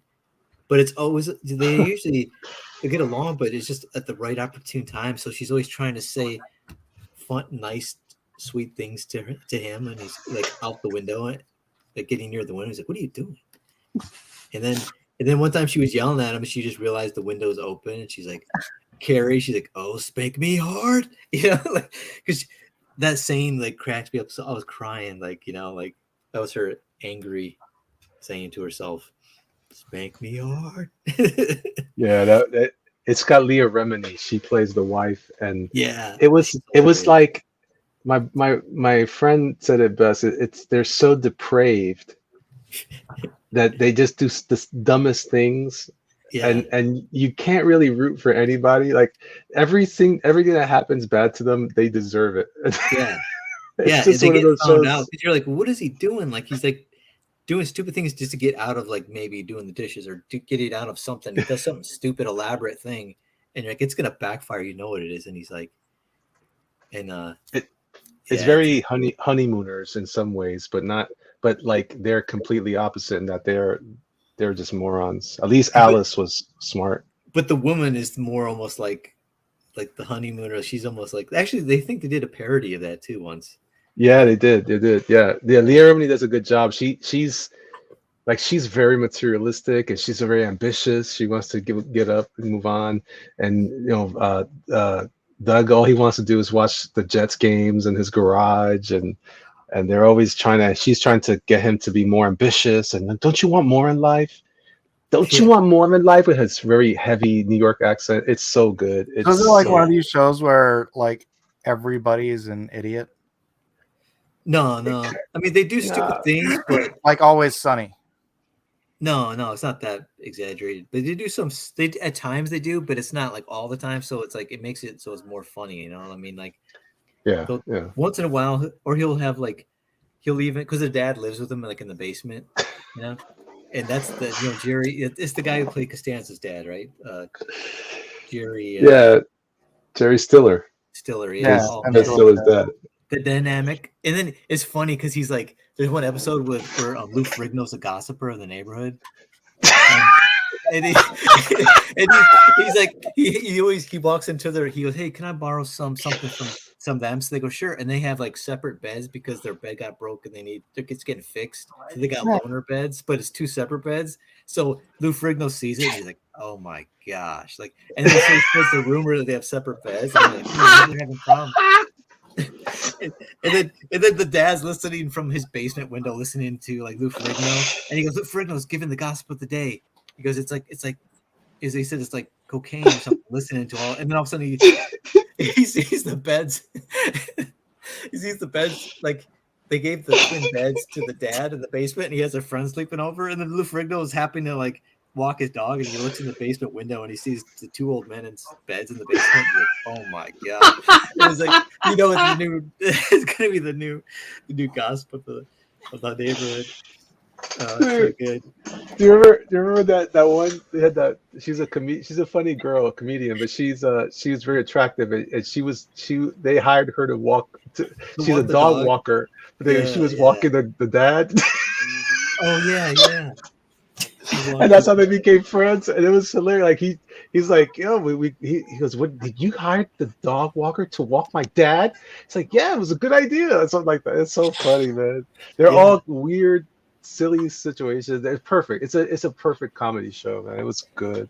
It's the thing is, it's funny is it reminded me the things they would do, how stupid they were.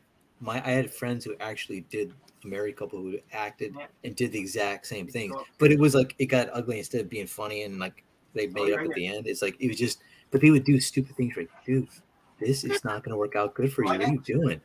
And then that's why we're like, that's totally what they would do. It's one of those don't try this at home type of shows. Yeah, exactly. You learn from it, right? And, so good. It is funny, man. Yeah. They're always like it's always funny in Philadelphia, or it's always sunny in Philadelphia. I have heard that comparison. I have heard. Have you not watched that? No, I've never watched that. There's one. I haven't watched all of them, but because they get pretty vulgar. But there's one episode where two of the characters, they go to they see that this other person is living on food stamps, and they're like, that's just free government money. So they go in to apply for welfare, right? And they're like, sorry, you don't qualify for welfare. And then they point at this other guy and they go, well, why does he qualify for welfare? And they go, oh, well, he's on crack. So they go out. Oh no! They start smoking crack. Oh my gosh! And they get completely addicted to crack so that they can get welfare. What the heck? Yeah, see, that's super exaggerated, cartoony. Like, oh my gosh! And then the other buddy, I don't remember how he manages to get like wealthy or something, but he's like rolls up, sees them on the street, like cuddled up like homeless people, and he like rolls down the window of this limousine, and he's got all these girls in those limo, and they like come up to the thing, and they're like, hey, can we get some money? We're just trying to get some crack. And he like just rolls the window back up slowly, and then looks at all the girls in the room and just starts busting up laughing at his best friends. It's like, jeez, it's funny. Is that the one with Danny DeVito? Yeah. I seen one episode. I seen a clip on YouTube where they're like, two of the guys are beating up like a bunch of like 12-year-old kids. That sounds like it shows them like the kids are talking crap about them, and then it shows him walk up and like just like punch the kid in slow motion. He's like, and then the other guy's like grabbing the kid and picks him up one arm by the neck, and then the other guy jumps on the kid and he's like, hoo, punching him over and over. And I'm like, it's like they're dominating these guys, because their kids are like bullies in the neighborhood, but they're grown men, right? Yeah. It's done in a way where it's just like, what the heck? Then he picks up a kid and the kid punches him in the back, he turns around, body slams him on the ground, but you can't see him hit the ground. You see him body slam out of camera view, and he's like, yeah, in his face. It's like, what the heck? Like it's like they're dominating. Well, King of Queens does something kind of like that. Like he helps his friend coach a little league football team, Doug, because Doug used to play football, and so he's trying to teach these little 8-year-old, 9-year-olds, and he's trying to teach him, and then he ends up like putting on like a football uniform and like doing plays with the little kids, and he's like straight arming them and jumping over them, and they're playing that NFL like Monday Night Football, and he's like dun, dun, dun, dun, dun, dun, dun, dun, dun, and he's like all intense, like, and he just feels like a hero, and it's like, oh, it's so hilarious. Why did you shoot him? They do like really good kind of like parody like scenes too in that King of Queens. Definitely check it out, man. You probably it gets, Yeah, I'll have to. because the first season it slowly builds into like the tempo, you know, those sitcom shows. Like the first season of Seinfeld is not maybe as good as the second and third. It's, you know, how it gets better and better, like more dynamic. So Yeah. it's when it gets that dynamic, man. Him and the dad, the chemistry back and forth is so hilarious. Oh yeah, yeah. But Leah was great in that too. She was a killer in that show, man. Oh man, she's hilarious in the show too, because the reactions that she would get, like the way she would, because she was like almost like the smart one of the situation, but then she would also do stupid things once in a while. Yeah. He's clearly the idiot, but she keeps undermining herself because she's either greedy or something like that. It sounds terrible. Like we're like, oh, this is fun to watch people fall apart, but they mock all those things. Yeah. Oh my gosh. Well, like the best one is like when she starts praying, right? She's praying more. So before she goes to bed, she prays that God would give her things, right? And she starts getting the things that she wants. And then Doug's like, that's wrong. That's like misusing God. You're trying to get things. And so she's like, yeah, so what? That's what God told us to pray, right? So then she gets down at night before they go to bed to pray. And then he's like, oh, yeah, you're going to pray that? I'm going to pray against your prayer. And she's like, so they're both kneeled by the bed. She's like, bring it, you know? And then he's like, bring it. Oh, he's like, oh, yeah, this is happening. I'm praying against you. And they're like, oh, it's so funny. Oh, man, I got to watch the show again. It's so good. Yeah, I gotta watch it again. There's one in particular I can never remember, but I remember at the time we were all cracking up. It's the one where he has like an ex-girlfriend or something like that. He's playing the keyboard outside. You know what I'm talking about? And he's I wish I could. Yeah. I'm hoping you could tell the story because I can't remember it perfectly. But oh, that was so good, man. Everything about that show is. He made like a song about Carrie too, or something like that. Right? Well, he's making a song about this girl. But I think he adds Carrie's name in it at the end or something like that. It just was very funny. Yeah. Oh man. And then there's one where he's at work. He works for like a UPS company, and the boss is like a really good actor. He's like a guy who acted in Raised in Arizona. He was the guy who was like the brother-in-law of High. You know, the Nicolas Cage's brother-in-law. Anyway, they're playing like in the back lunch break. They have those little balls that are made out of like rubber like strings. They call it koosh or whatever they call them, koosh or something. The koosh ball, like, hacky sack. But it's like a rubbery like fuzzy. It looks fuzzy, but it's little rubber. Oh yeah. And so they're playing catch with it. It looks like a virus. Yeah, they're playing catch with it. Yeah. And then the boss is like. He's like, hoo-hoo. So they go, they don't want to throw it to him because he keeps a hold of it, right? So they throw it to him, and then he's just talking and he's holding it, and then they're like making like whistle sound, like over here. So he throws it to them. It's going back and forth, and at the end, they don't want to throw it to him, but he keeps going, hoo-hoo, and it's his boss, so he's like throws it to him, and then he ends up walking away with it. He's like, dang it! Like, but it's funny because they're going back and forth, making sounds, trying to get it back from him without making it obvious. Like, hey, throw it here. It's so juvenile, the things, but it's like, oh man, it's the way they do it. So funny. There's always something. It's Doug's always like he's on the verge of something good, and he always ruins it. You know? Yeah. It's even little things where he's like, he doesn't want to be Curb Your Enthusiasm. Yeah, he doesn't want to be with his wife at his wife's party, so he tries to figure out like some lie to get out of it, and it ends up screwing him over and them and her too, or something. Because she's like, oh, you know what? He feels sick today, so I'm going to do this for him, and he's not sick. And it ends up, you know, it's something that happens that goes wrong. You're like, oh no. It's funny also because because they do a lot of every once in a while they'll go through the flashback to when they were younger, and she's got that super teased hair, And he's the Yeah. typical guy, you know, the jock with the stuff. It's Yeah. they really do a good job of making fun of our generation. I mean, I think that's why it's so appealing to me because it's definitely making fun of us. Yeah. Yeah, man. It's a fun show because, like I said, the dynamic is so good. The dynamic with them that when he got his new show, which is probably considered old now, but he got a new show, and the wife that he had on that show wasn't working out. He actually brought her, Leah Remedy, but to play his wife. Like, didn't even explain the change. It just all of a sudden new wife, and it's Leah Remedy playing the wife. That's they're great. Because it's the best chemistry, man. Both of them, they're just so good. Like, Yeah, she was so funny. They were such a good team. yeah, because she had the New York thing going. Yeah, and that's when he started celebrating. That's when that's where Festivus came from. Came from the father. Wasn't that right? As if wait, no, that was he the the one that's Seinfeld one. all right. So what was the one that he celebrated? The father celebrated something. I can't remember. Oh, Because I know Seinfeld, he did. Remember Seinfeld? He did the Festivus for the rest of us. Oh, that was him. He was on there. Okay. Yeah, that was him on Seinfeld. He played Costanza's dad. That's right. That's right. Like, that's right. That's right. He hated Christmas for some reason, so he's like.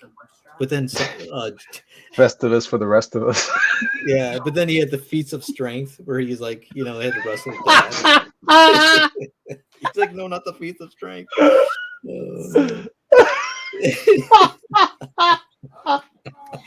He just humiliated his own kid.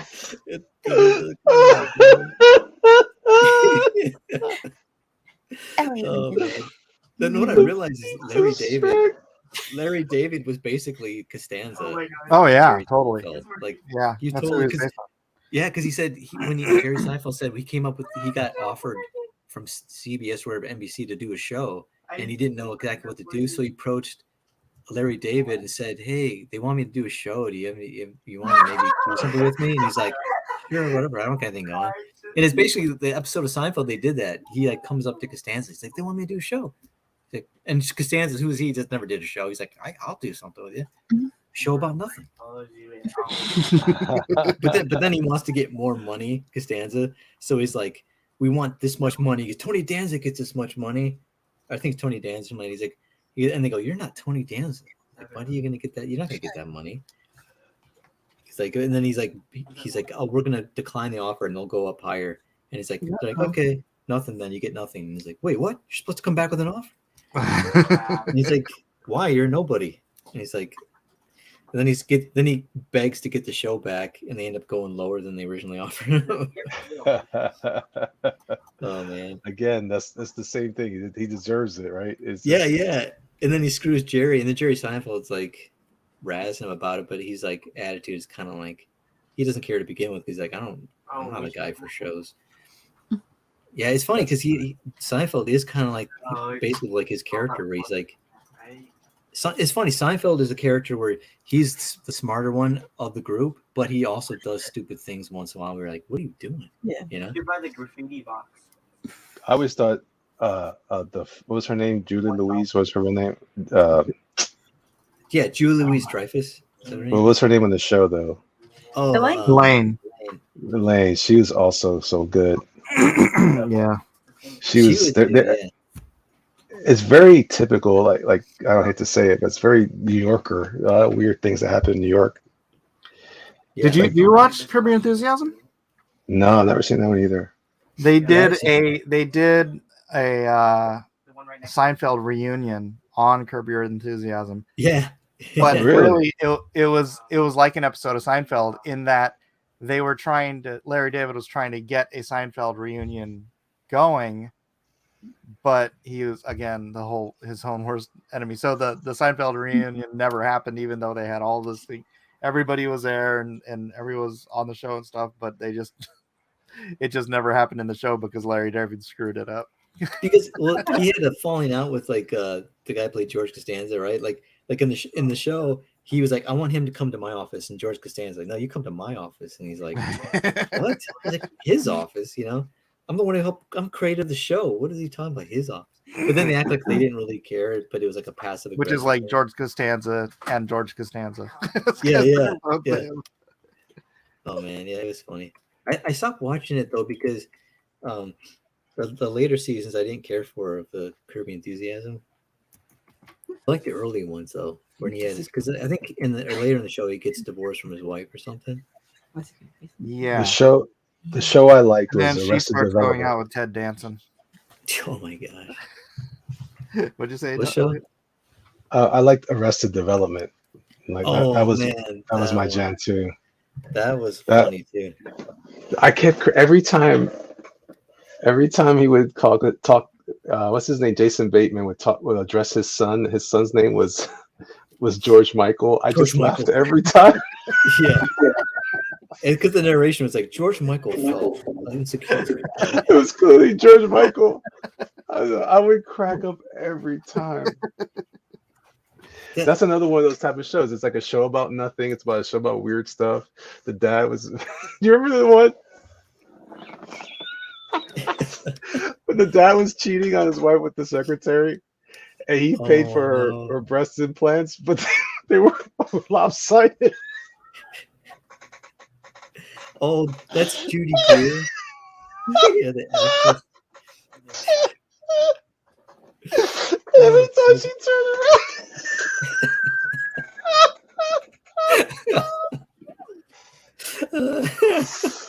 I could. Every time she.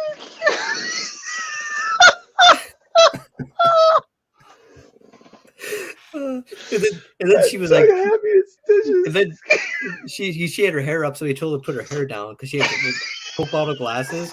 He goes, take your glasses off. There, she's cross-eyed. He goes, put them back on. He goes, put your hair down. Her hair's all crazy, frizzy. He goes, put your hair back up. And it's like, no matter what she did, she didn't look good.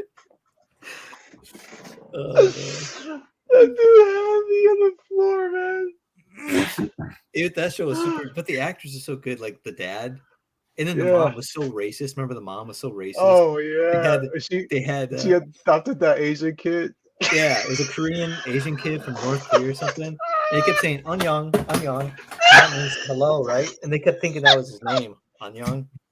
Like, that's all he said. Keep saying, yeah, I know your name's Anyang. We get it. He's like, Anyang. He's like, yeah, we know your name is Anyang. But then secretly, that kid was an actual North Korean spy, and he was like in the wall with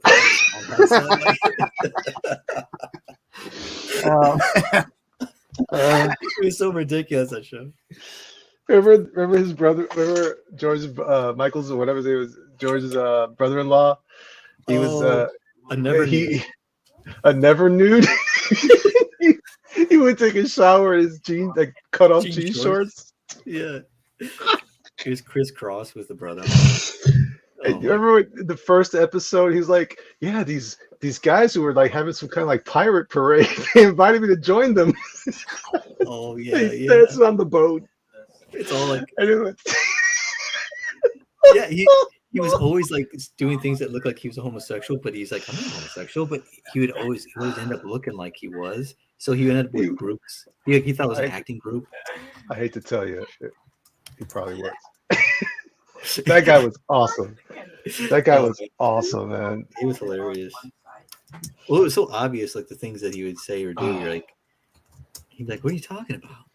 And the wife, the sister knew. It's like, oh, I know, whatever. But it's funny. He was like he was a total like didn't know himself. It was just funny. And Job, remember Job was spelled it with a G or something like that. His name was actually Gob, but something.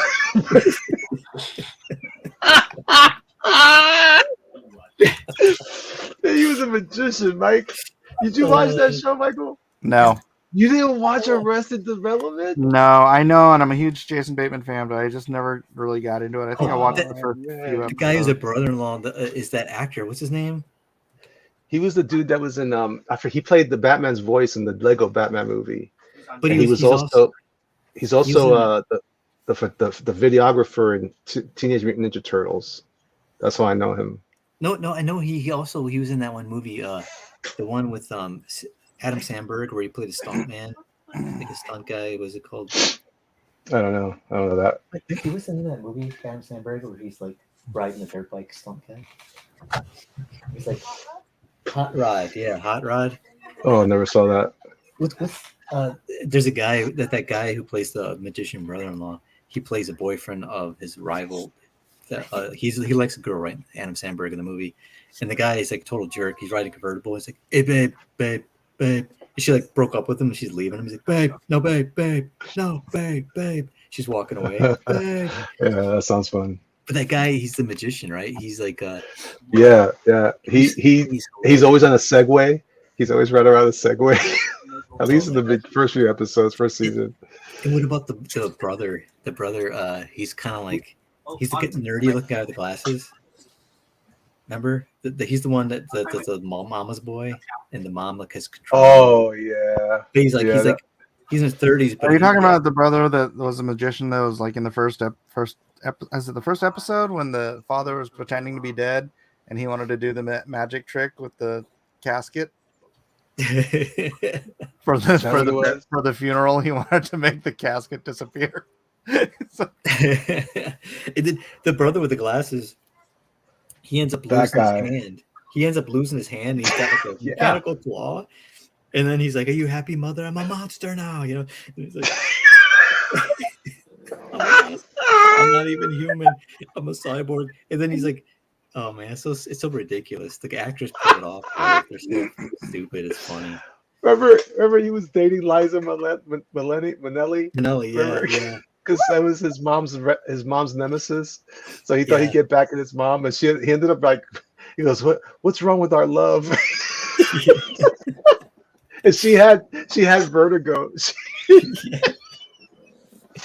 know what that sounds like?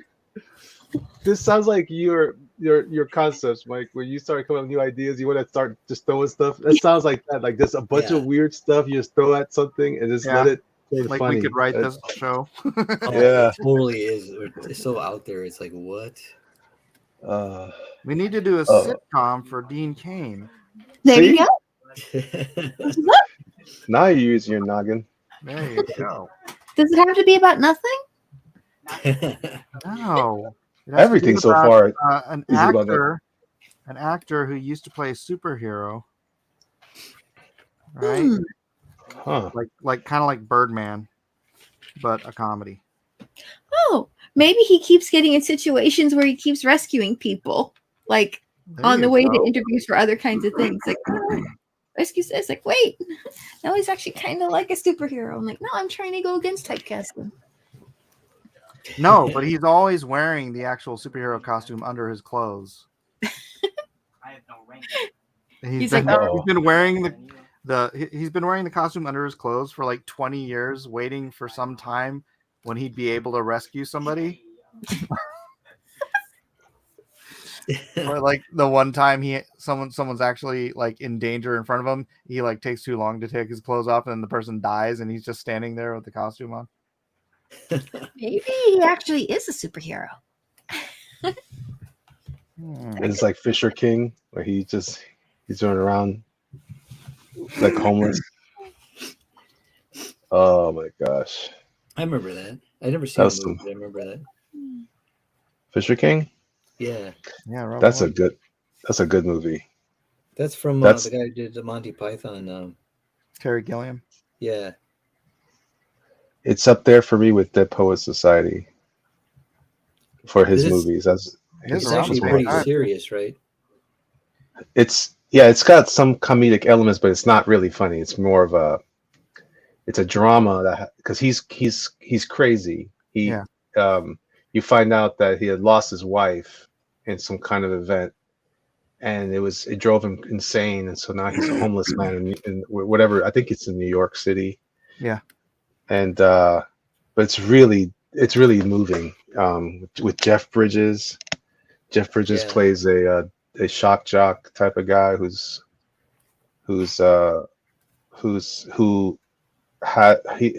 show is responsible for some guy killing a bunch of people. It's a good one. You should check it out. You would dig it. Okay. Yeah, I'll check that out. Yeah, I don't think I've seen that since the 90s. Yeah, it's been a while for me too. It's a good one though. Yeah. Robert Williams was interesting that way. He would do these really interesting, deep movies. Yeah. Oh my you remember? gosh. Because he came right off of Mork and Mindy to do Dead Poet Society, and it was like the worst advertising for a movie ever. Because in the advertising, they put all the funny parts Mm-hmm. of Wish him they were in the as if people are going to see this as a comedy, and then people came out and they're totally disappointed because it was. Yeah. Fisher King was like that for me too. I was disappointed at first, but I was like, it's The not World funny. According to Garp too. They Mm. did the same thing with Garp. What was the one he did that he was the killer? He was a good actor, man. He was the murderer that was 1 hour or- photo. Oh, Yeah, that yeah. one, yeah. I remember that one. That was crazy because you're Very- thinking he's Mhm. just different or strange, but then you're like, yeah, it's crazy how that adds up. Wait, which one was it? 1 hour 1 hour. photo. Oh, Jim Caviezel's in it, I right? saw that. I don't remember. He's right there. He's right Yeah, I there. think Jim Caviezel's one of the guys in it. I think that's what I'm thinking. Did you guys see the trailer for Equalizer Flash? 3. Equalizer 3 looks amazing. Oh god. I never seen the other ones. Oh, you like what? You're Mr. Action Movie Man. Yeah, but I like the Equalizer original ones, so that's why I probably. You're crazy. You gotta watch this. No, dude, I like they're Denzel, good, but- man. It's like Black John Wick. Yeah. See, that's 9 but seconds. Equalizer was always using his brain. That's why I like Yeah, that's- Equalizer. Dude, Yeah. he is. Go get in there. It's You really gotta watch good, it, Matt. Just take our word for it. Dang it, we're your friends. Do this for your own good. Oh my gosh. I saw the trailer for it's- the new one though. Yeah, That It was takes good, place man. in Italy or something. Or something? yeah. That's interesting too. Like a whole new thing, right? Whole new Yeah. environment. Got a whole new life. That's a good movie. That's gonna be good. Just when he thought he was out. They pull him back in. What's another one that so I thought the Flash one looked good, man. When I saw Michael Keaton come out with when Zod is tearing up the Batjet and he I didn't jumps watch- out, Didn't watch the new Bat trailer. it looks awesome. They almost got me back. They almost got me back with Fool that. me thrice. But it's gonna be terrible. But Batman looks awesome. He looks awesome. There, Yeah, there'll man. always be the clips on YouTube. Yeah. Well, can you watch things like that on YouTube, Mike? No, without getting a strike. Oh, then don't do it. They'll Check it then out though. Hitler.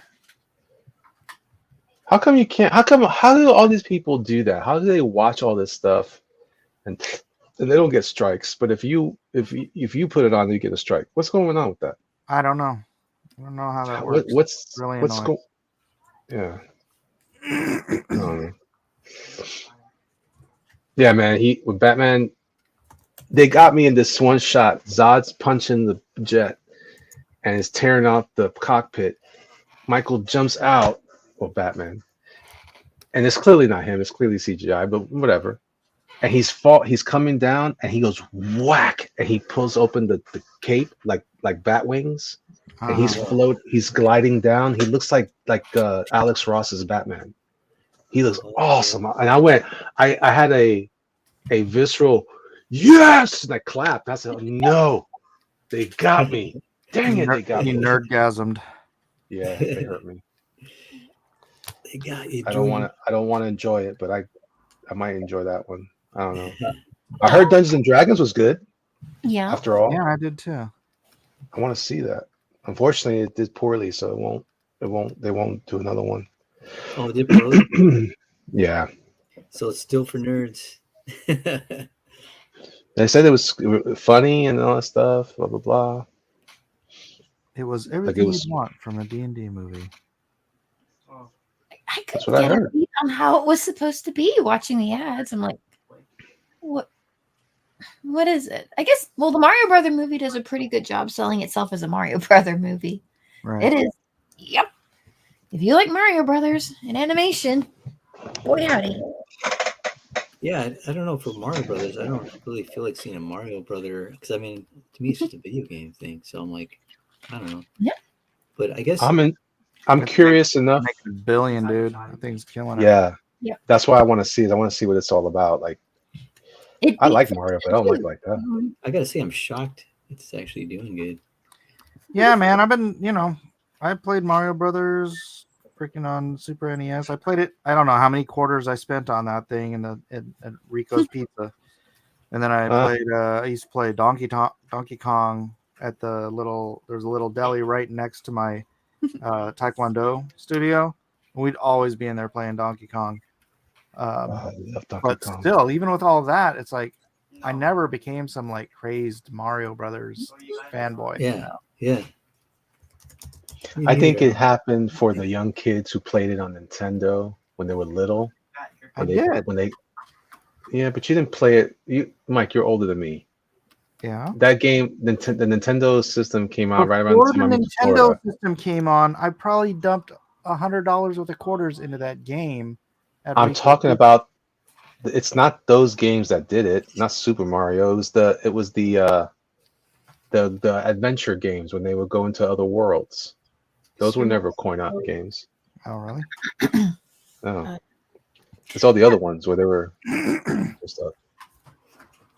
It's kind of funny, but in the Mario movie, you forget just like Mario specifically covers such a wide selection of video games, and they referenced all of it because they managed to get his first conflict had to be with Donkey Kong. They managed to rebuild 1-1, which is like probably one of the best game stage layouts ever done. It's widely considered pretty much a master class of how to do a platform stage design, just the way that it's done. And they managed to lay that out in the city in the first stage. It's just like the opening credit crawler, Mario and Luigi going through the stage. And if you monitor all of the platforms and things they're navigating around, like, yeah, that was like a speed run of 1-1 on Mario. And just the detail that's on that. And they had Rainbow Road and they managed to fit Mario Kart in there. And you're like, oh yeah, Mario is a lot more than just one style of platformer game.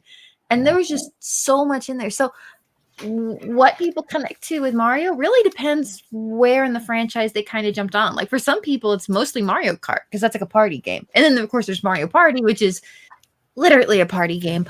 So there's that. So it depends on where you are. I like Mario, like Paper Marios are still some of my favorites, but of course that wasn't in there. Still, you know. They got that movie was so full. It could have slowed down a little bit. That have a little bit of time to breathe, but nope. Like, oh my gosh, it was a really fast 90 minutes. Yeah, I actually like what is it? The animated series where they had Captain Lou Albano, remember? Mario live action, and then they showed the cartoon. Of course you do. Do the Mario. Yeah, it was so ridiculous and so cheesy. It was just great. The cartoons, they had Legend of Zelda cartoon. I think it's from the 80s or 90s. I don't know.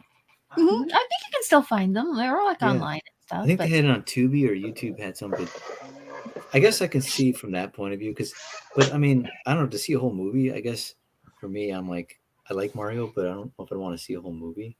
Yeah, like I still haven't even seen Sonic. Sonic was not a popular opinion. Sonic, I think, was a better movie in that the story was a little more calmly paced and had more emotional cues in it to hit. Like I felt like it did more like as a character growth arc, like as a, you know, as a hero's journey. It did that. I think it did that better. I liked it. I mean, Sonic 2 introduced 2 new characters in it, but that movie was 2 hours long. So it for a movie about Sonic the Hedgehog, it didn't rush itself too much. But Mario was like introduced Mario, introduced Luigi, introduced Princess. Toads, you know, showed up, and then it went to the Kong Kingdom, Cranky, Donkey. Like literally, I don't know if it counts as spoiler, guys, but everybody. Well, no, they tell you straight up that Kong's on the Donkey Kong's on the poster, so I guess that's not a spoiler. And you're just like, holy smokes, the Lume, just everything's there, and you're kind of like, could we slow down a little bit so anybody could have some time to maybe, you know, reflect on what's happening or interact with each other? No, okay, you know, that's fine. Before just on to the next thing, and it's like, but I mean, when we've watched some interviews from Shigeru Miyamoto, he's really big on action and really doesn't like story. That's like his big thing is you're not allowed to put plots in Mario games. So he's kind of like, if we're going to have a Mario movie, our players like a lot of action. So if we're going to take out the active part of a Mario piece, then we're going to have so much action in there that they'll not have a chance to get bored. No slowing around and talking about origins and unimportant details that aren't necessary to have a good Mario story. So King Bob's wondering what your opinion on Peach was. Oh, yeah. It's funny. I mean, I would have loved to, again, have the story slow down a little for her to be able to reflect on how she's feeling about what she's going through. I mean, she's doing a lot to try and, she's a stranger in the world that she came into, but she's taking care of the toads in her kingdom, and she's up against Bowser, and she knows she can't beat him, but she's not going to give up. So she has to try and form an alliance with the Kongs and hope that works. And when it all falls apart, she doesn't really give herself time to stop or grieve or doubt. She just heads back to her people and is kind of like, escape out to the forest, which I guess is where they were from originally. Said, go as quickly as you can. I'll buy you as much time as possible. And goes to face Bowser's army by herself, knowing she's not going to win, that she can't win, but she might be able to save someone if she tries her hardest. And I think she's a really brave and selfless character that doesn't really get much time to hang on that, because the movie doesn't slow down enough to really reflect on how characters feel and what's going on. And I would have loved that for her. But I would have loved that for all of the characters, because they're all really interesting, but they're all in really, really, really tiny bites. And then it's on to the next exciting event. And it's like, oh my gosh, let it breathe a little, but not with Miyamoto. He'd be like, nope, that's all the story you get. I'm like, okay, cool, I'll take it. So I think she was written really well. And again, I would have loved to have had more character moments for Mario and let him have some more time to things and shine a bit. But the movie doesn't slow down that much, and they have to introduce Donkey Kong, and he has to get time, and Luigi gets time, and everybody has to get time, and it never really slows down. And they spend more time failing than succeeding, which makes sense for a game based after Mario Brothers. Yeah. If you've ever played a platformer, you fail way more than you succeed. Yeah. Yep. And your proper hero journey should have plenty of failure. Yeah, that's true. So I would say that it worked. I would have loved for it to slow down a little and, hang on some of those moments a bit longer. But, I still think they did well, especially knowing Shigeru Miyamoto and from his interviews and the way he talks about things. That's just not what he likes. He thinks, focusing too much on unimportant story details keeps people from being imaginative and engaging in a process creatively. And that's important to him. And that's cool. Yeah. King Rob says, that's the biggest complaint I've heard about the movie from people. They think it's too much Boss Peach and not enough Mario. Yeah. I mean, people say it's interesting.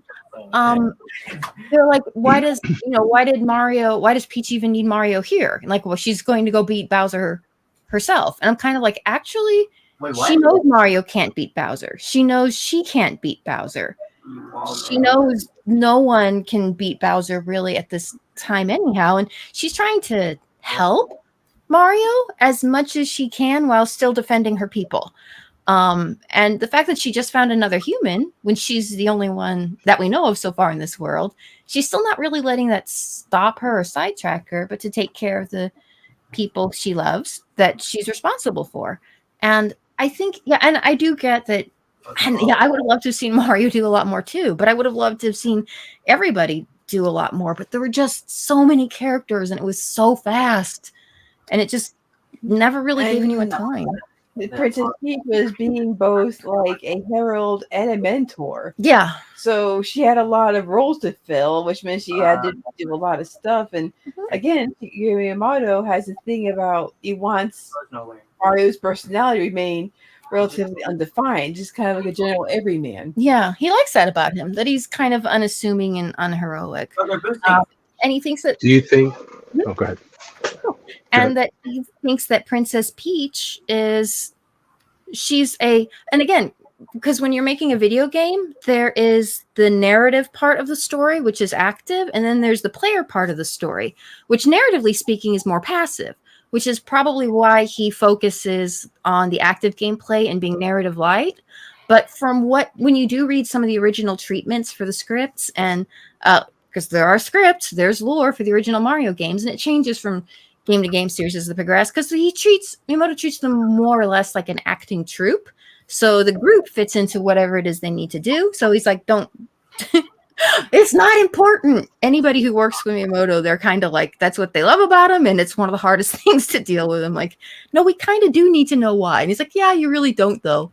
So I can see why they got the Titans Go directors to do the film. It's manically fast paced and nothing really sticks. It was a great choice. It sounds like it's a better movie for children because of that.